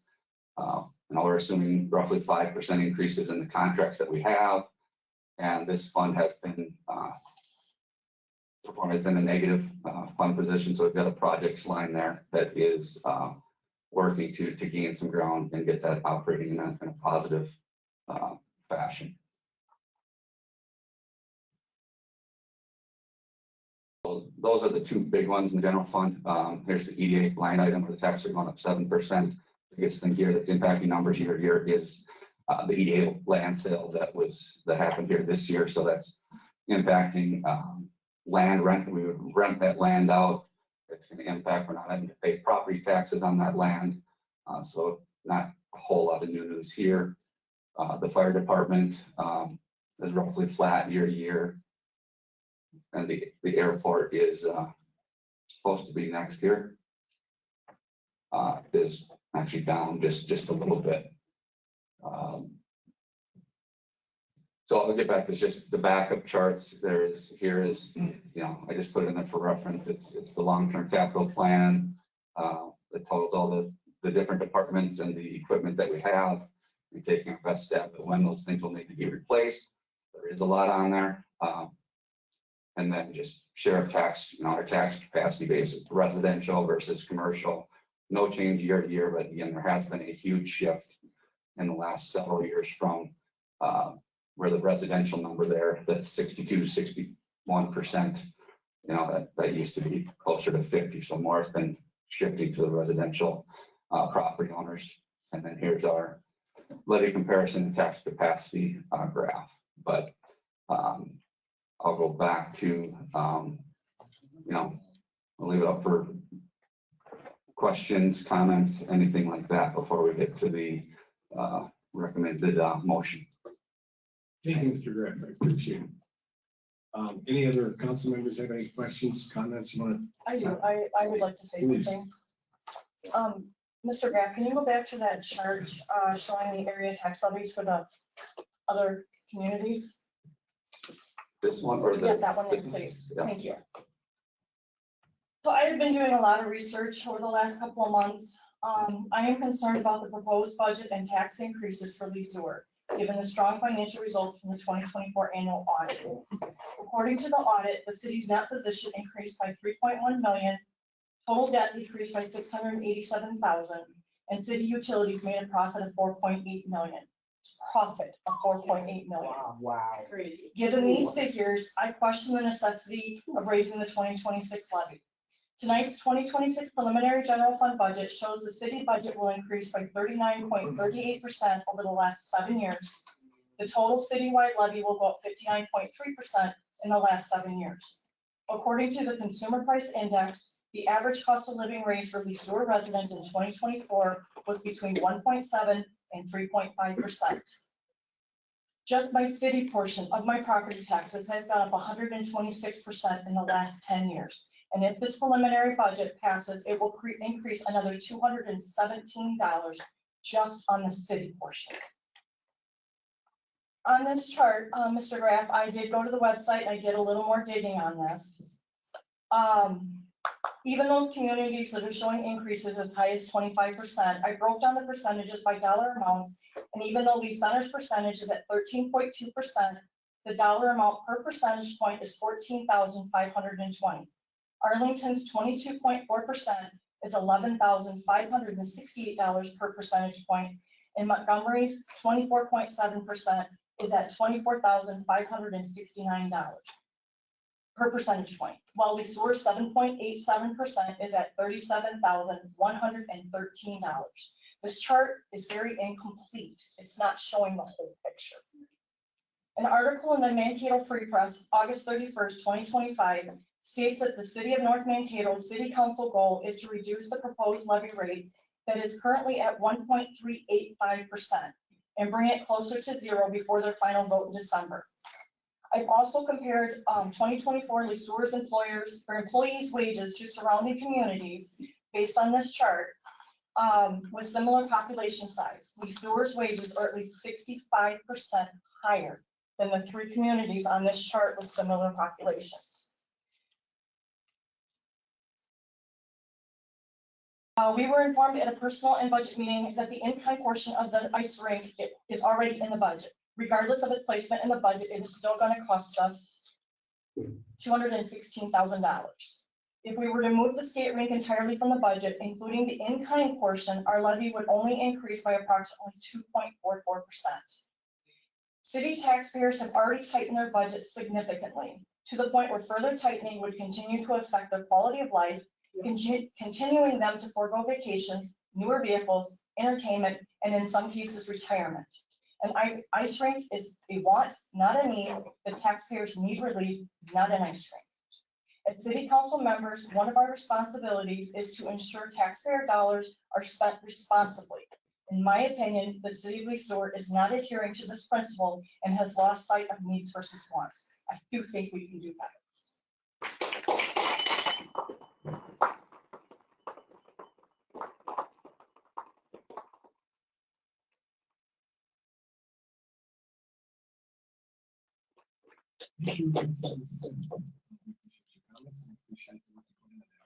Anybody else have any comments? I do have a question. If you want to go back to where you differentiate between industrial and residential taxing, how that. The pie chart, Yeah, my chart.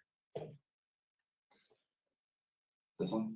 Yeah, and you said that it used to be more towards 50 and that residential's been getting more. Correct.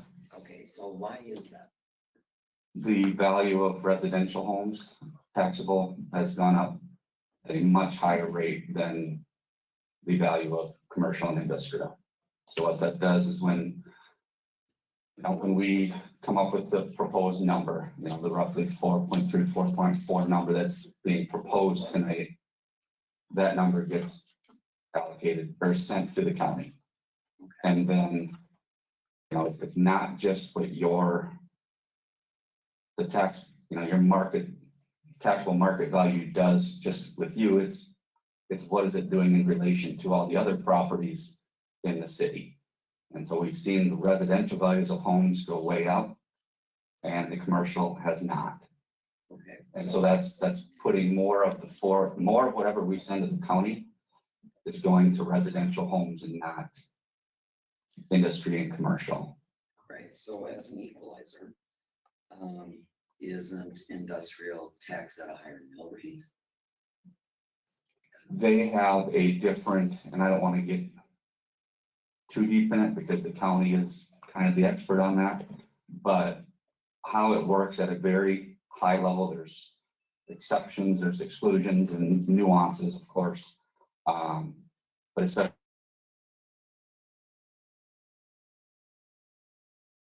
folks here, I think, in general, if you take your, on your statements that you get from the county, it will show what a taxable market value is. Most residential homes, single family homes, I should say, your tax capacity is 1% of that. So you could take, I'm gonna go back to a prior slide. Well, I'm sorry, I didn't want you to go in. No, it's a good question, and like I said, it's just, there's exceptions, so I don't want anybody taking saying, well, that's not what happened in mine. Is, and it's been brought by a taxpayer, are the industrial taxes, are they actually paying their fair share? And it seems like people are questioning that. So That's an intelligent question. One to answer. It's just what we're doing is what the. We cannot answer that question, whether they're paying their fair share. That's not a question that we would. They're based on what their market value is. I understand the question, but paying a fair share is. We brought it up at the county meeting with my representative, so it's been talked about for the past 3 or 4 years. We haven't gotten any resolution from them yet. But where I was going with that is the tax capacity for residential homes is 1%. It's a different factor for industries. Theirs might be 2% or 2.5. So I mean, in terms of calculating the taxable capacity, it is higher. You know, that's a standard rate, but in terms of the value that it's starting on and based on, that's determined by the county. So I can't speak to that, but. Like we've reached our max with tax capacity for most residents. Well, that's what I say, and I think it was mentioned in the public comment, if you looked at ours, and I meant to include it on the chart, and it's not, but you can do the math.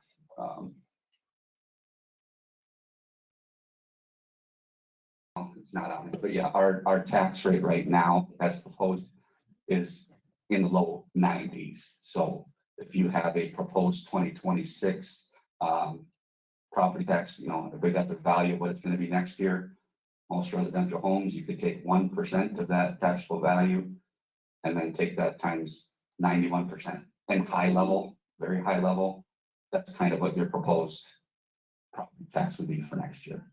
There's nuances underneath that, but that at a high level, at least give you a sense of how this relates to what would show up on property taxes as it's presented now. Anybody else? Any other questions? I haven't got a question, I just got a comment. Being part of the city council since, I don't know, since 2004, been part of this process for quite a long time. I've come to my conclusion as not only a resident of the Sueur and recently retired person, is that watching 628 people sign a petition to come, and this is the most we've ever had in my 20 years or so been on city council, to show up for this thing. And emails and calls, and there was more than I've ever had before. I'm just gonna go on record and say that I do not accept any 7.9% increase in this at all. If I had a number to do it, I'd be at 0. And that's what I would like to call him to vote that. So I would like to make a motion that we 0 increase this whole thing. I'll second that. So we've got a motion already. We pull up the last slide there. So, Mr. Mayor, may I ask for clarification on the motion? Sure, absolutely. So one of the things, and I apologize, Director Graff, if you were gonna get to this at some point, which I'm sure you were, but so one of the things in the resolution that's before the council that you'll see is not only do we provide to the county the preliminary tax levy for 2026, but we also provide a preliminary general fund budget. And so I understand the motion to be 0% to keep a flat levy from year to year. When we provide that preliminary budget to the county, is there guidance as part of that motion, or would there be an amendment to the motion to provide guidance to either staff or the Personnel Budget Committee to determine where the budget that, yes, or What would be good? Keep it the same as last year. Yeah. in every department, every budget line item? Same as last year. Same as last year. Well, whatever's coming off is obviously coming off. Good, because that's the nuance here, is that you know, our debt levy is coming down no matter what action is taken. That's decreasing no matter what. So that could go towards the increase in wages for the union contract. Right, so that's where I'm getting at is when it comes to the budget, we set the levy where it is right now. We're not providing nuance for where those dollars should go and how that gets determined in the preliminary budget. So I would just like some clarification on how that gets determined before we would submit, if the motion were to pass, how that would get submitted to the county in terms of a preliminary budget. And then of course, from there, if a preliminary budget is set, preliminary levy, is set at 0% year to year, we would have between now and early December to make determinations on the final budget. So you could, in theory, cut from something now and then increase it later and decrease something else, if that makes sense. As long as your overall levy is the same number. If you take into consideration the items that are coming off, the costs that are coming off, that are getting paid down as just zeroing out, now they're gone. Can't you leave it at 0% without adding that back in, those amounts? Then that would be a decrease to the overall levy year to year and not a 0%.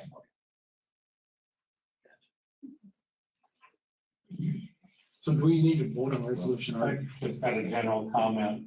I'm not comfortable going in with a 0% in a preliminary levy. That's cutting our throats right there. I see one line item that we could cut drastically, and that's the capital levy. The increase there, those are items we can push back.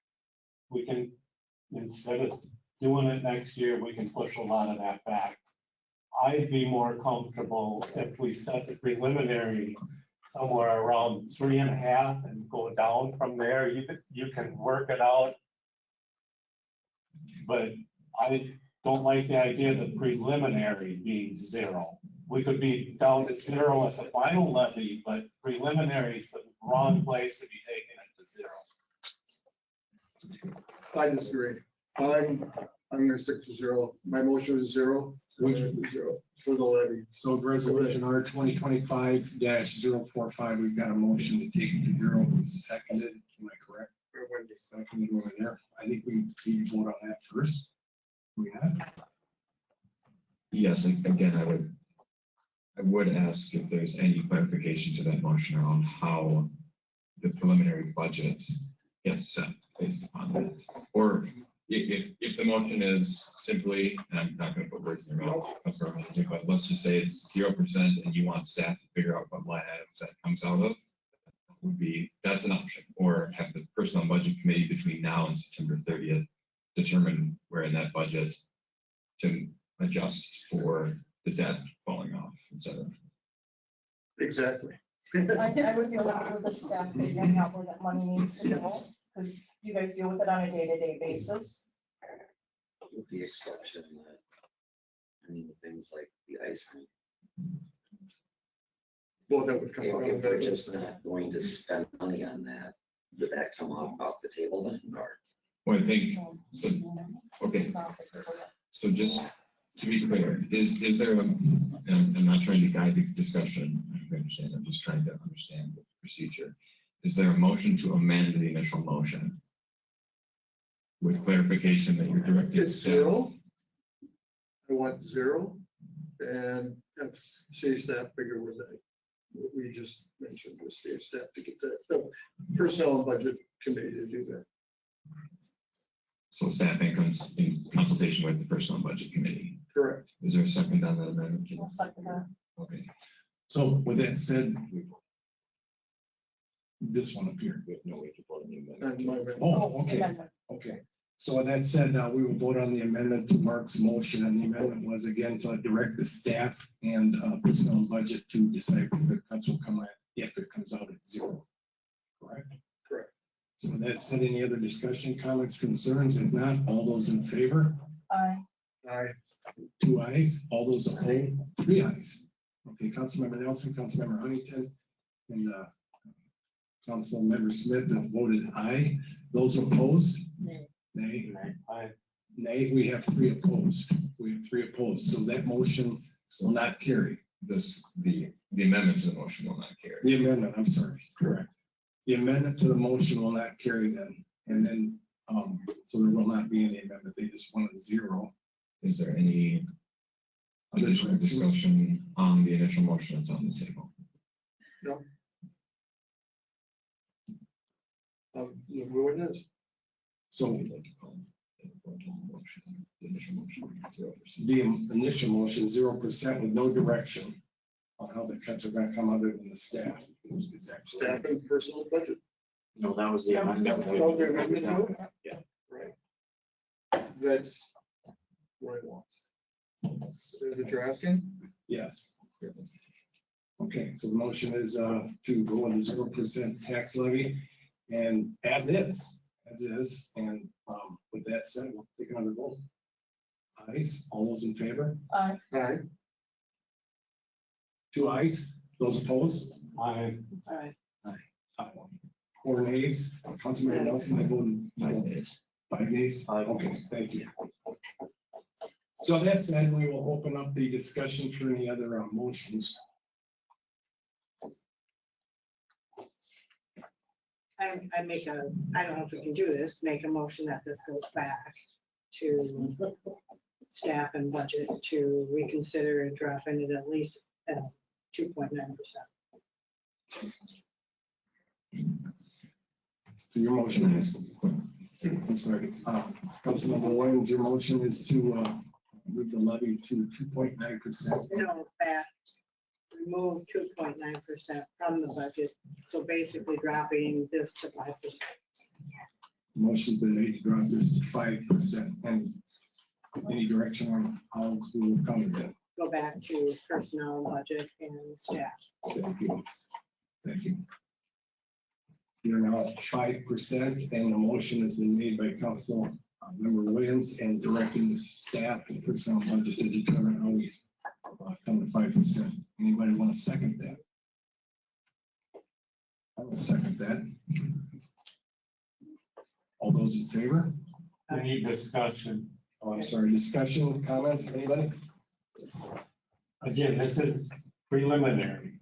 Correct. We can't go above 5%, but we can still go down. Correct. So when we vote on this again, we can still put forward a 0 if that's what you want. This is just the preliminary. Thank you for the clarification. Anybody else?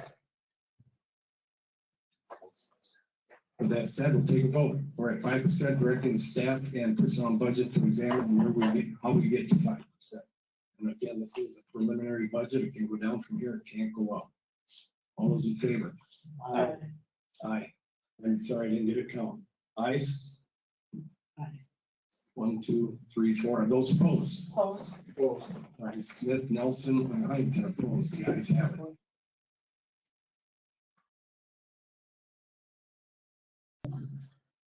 So that said, the preliminary budget will move ahead. We'll stay at about 5%, which is a decrease in the overall budget of about, help me by math, about $120,000 somewhere in there. Yeah, probably just slightly under. That's Slightly under $120,000.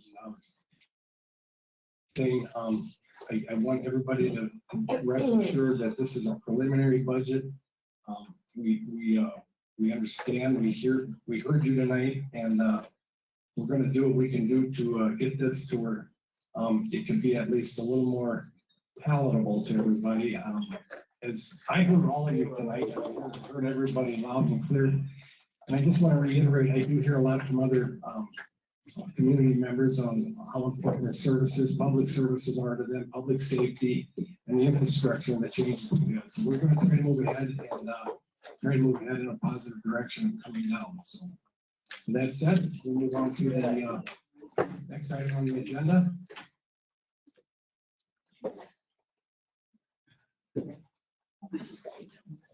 I'll just wait for a moment or two here for a few people who want to excuse themselves.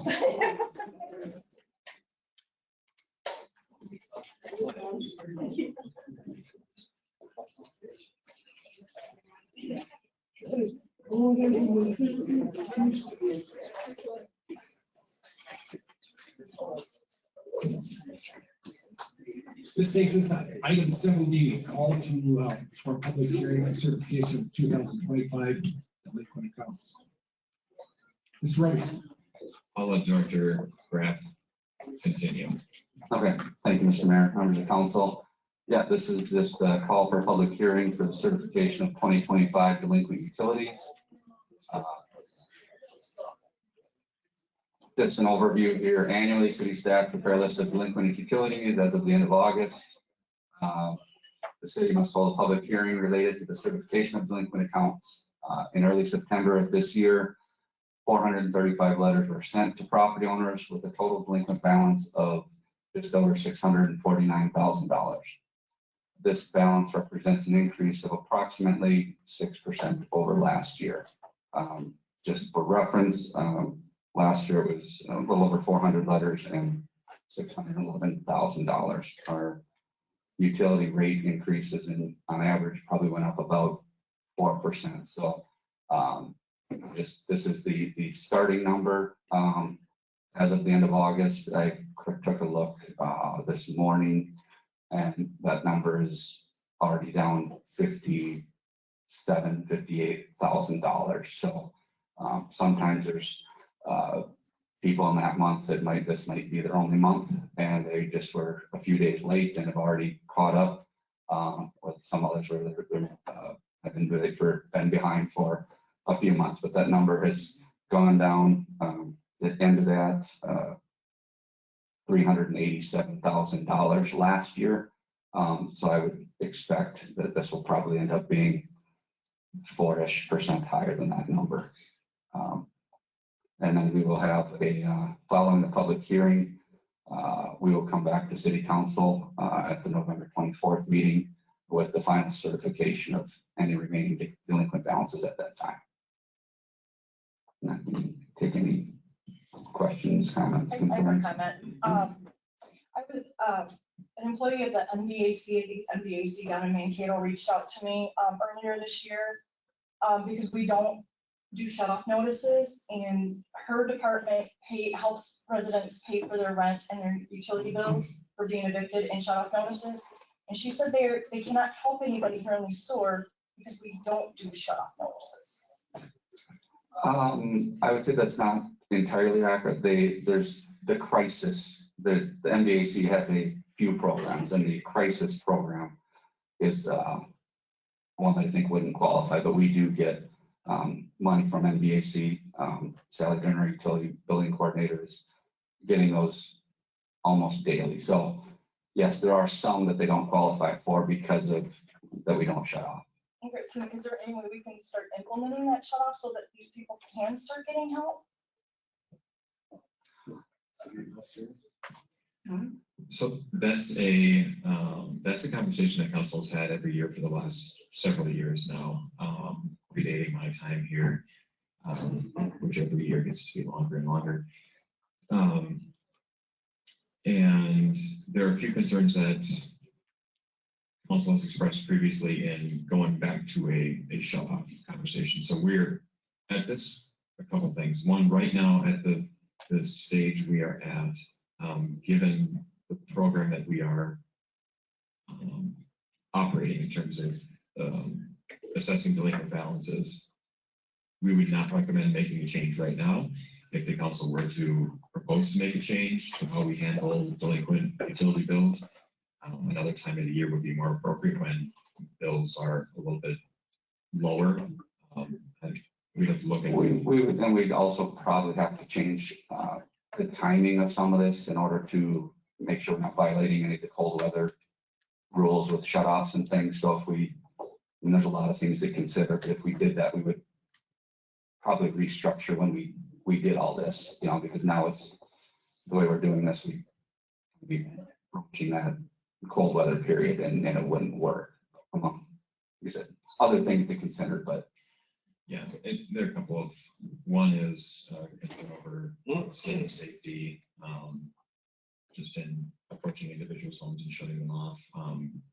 The city has now for several years operated a rather robust program with almost every option imaginable to customers to provide them opportunities to pay their bills. And by and large, most customers do take advantage of those. What we see consistently year over year over year is there are a number of individuals, most of them who likely not qualified for assistance, who utilize the assessment process to get caught up and pay their utility bills via their property taxes, which is, it's not a way of thinking of it, but it's in some ways a very extended payment plan. The city does get their money upon property tax collection. And it's just not right away. So how much does the county charge us to collect this money, this portion of this money? the county doesn't charge us anything. No. So anytime we assess something to a property tax, as long as it's passed by city council resolution, we forward that resolution and the amount of the properties on the county, and they add that onto the property taxes. There's just a built-in assumed interest rate on what's sent to the county, but that's something we work with the county on. They're not charging us any sort of fee. And just one of the other operational, in fact, we talked about at a city leadership meeting this morning, and there's some other just operational concerns. So like the curb stops, for example, where it's easiest to shut off someone's water, the city doesn't own those. And so if we go out to shut off a curb stop and something were to happen, we don't have permission to access that curb stop, we would have to look at retooling probably our ordinance around, city ordinance around ownership of infrastructure in order to appropriately shut off water, for example. Electric is somewhat of a different story. But again, council has generally concluded that if we collect utility bills in any scenario and provide as many opportunities as we can to those who struggle, that it's not worth the additional time and effort on for the city itself, which does would cost the city extra money to go and do shutoffs, and the public safety concern as well. That's a very extended answer here. Yeah, well, I never thought about it that way, of them not being able to help the residents because there is no shut off notice. And I never even thought about it until she brought it up to me. Yeah, and I will say just, and this is anecdotal, but having worked with our utility billing staff for several years now, the lengths to which they will go to help those who would otherwise qualify for crisis payments, which again is just one of many programs that MPC utilizes, is extraordinary. So we recognize that there are probably some people who fall within that, who just can't, but the goal is that those who would get assessed are those, not those who need assistance, but those who just for any number of reasons choose to use that as a payment plan. Thank you, Councilmember Smith, for your concern, your question. Anybody else have any questions regarding this matter? If not, I'll entertain a motion to call a public hearing related to the delinquent utility accounts to be held at the October 13, 2025 regular city council. So moved. Thank you, Councilmember Huntington. Councilmember Sullivan seconded. Any other comments, questions, concerns? If not, all those in favor? Anybody opposed? The ayes have it. Which takes 10-7E, resolution R 2025-043, the Oak Terrace Senior Living Conditional Use Permit Amendment. Mr. Roby. Thank you, Mr. Mayor, and I would just really quickly editorially like to thank everyone from the public who stuck around for the less interesting sides of the city council meeting. So good job, everyone. So we're talking a little bit about planning and zoning tonight, of course, 7A with the park residences. And this is the next item that the Planning Commission has previously considered and recommended to the City Council approval. So Oak Terrace Senior Living has applied for a conditional use permit amendment to expand their existing complex at 811 South 4th Street by the addition of a one-level 6-unit expansion. Building materials and architecture will match the existing building. There are no street or access changes proposed as part of the amendment to the conditional use permit. As I mentioned, the Planning Commission has considered this application already. They held a public hearing on August 14th and recommended approval to the City Council with conditions. Those conditions are, I would say, fairly standard for most of our conditional use permit amendments and conditional use permit applications generally. Responding to all the city engineers' comments, city staff comments, making sure that the stormwater plan is updated to ensure that the existing stormwater basins are maintained appropriately. You can kind of see it on the map here, but it's the northeast corner of Oak Terrace. So if you expanded that map out a little bit to the north, you would see the community garden. So this expansion of 6 units is just to the south of the community garden. The original site back in 2014, when the world was young, and Oak Terrace Senior Living applied for a conditional use permit to establish and construct the original building. There were 2 areas for future expansion that were identified on that plan. One on the northeast side, and then another one on the southeast side. A CUP or conditional use permit amendment was previously approved by City Council back in June of 2024. So in late 2023, the owners of Oak Terrace Senior Living approached the city and said they had plans to expand in the same general area on the northeast side for a 2-story addition.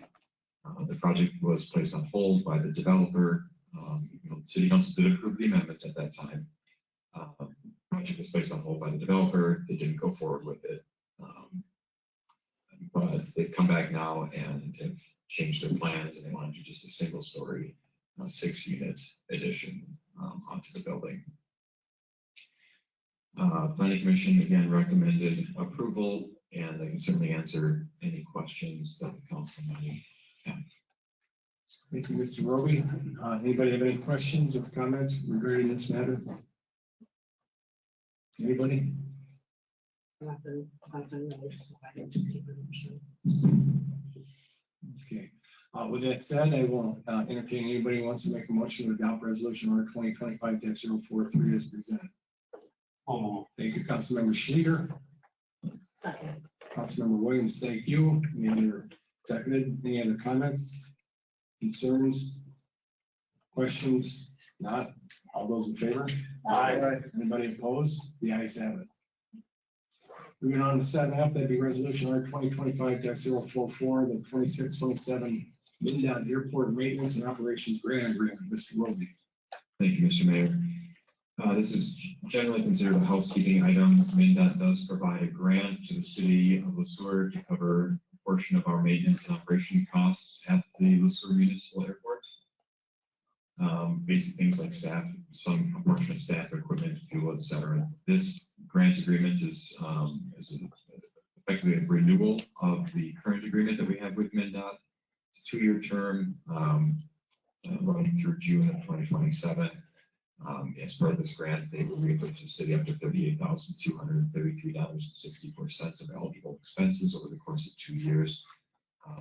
Operationally, the way this works is Mr. Graff tracks expenses along with Sherry Thelman, our public services technician.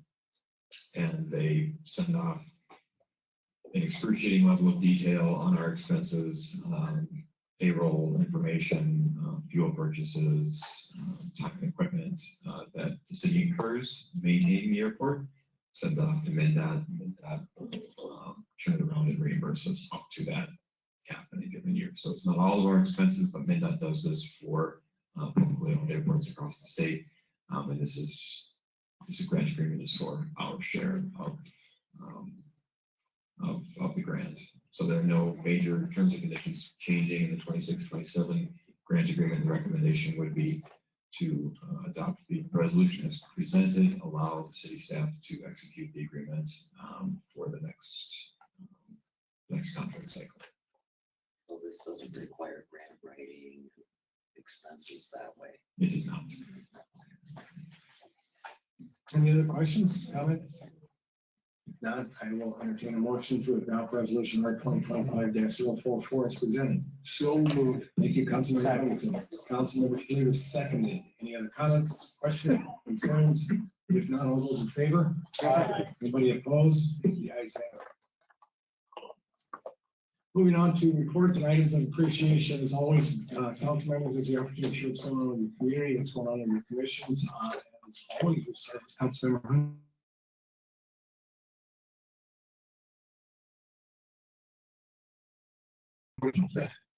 Just to say again, thank you for everybody showing up today, all those who emailed us, all those who called, everything else. It's great to hear from everybody too, as well as not only for the property tax levy, but the Park Elementary. So thank you, and that's all I have. Thank you. Moving on to Councilmember Nelson. Well, I'd just like to add, I guess I was confused with the church and state thing. I didn't know it was okay to offer a prayer, so my apologies. And then otherwise, I really appreciate all the emails and conversations from people expressing their frustration and angst and their hardship over how things are really tough here. So, and I think they are everywhere. I don't think we're unique, but I do appreciate it as well. Thank you, Councilmember Nelson. Anything you had to say? Oh, yeah. I'll give you a chance if you need to talk to me. Okay, very good. Councilmember Schluter. I have a planning commission meeting on Thursday at 11, and I just wanted to put a note out there that the future of the city survey for 2025 will launch tomorrow. And it's going to run through Tuesday, September 30th.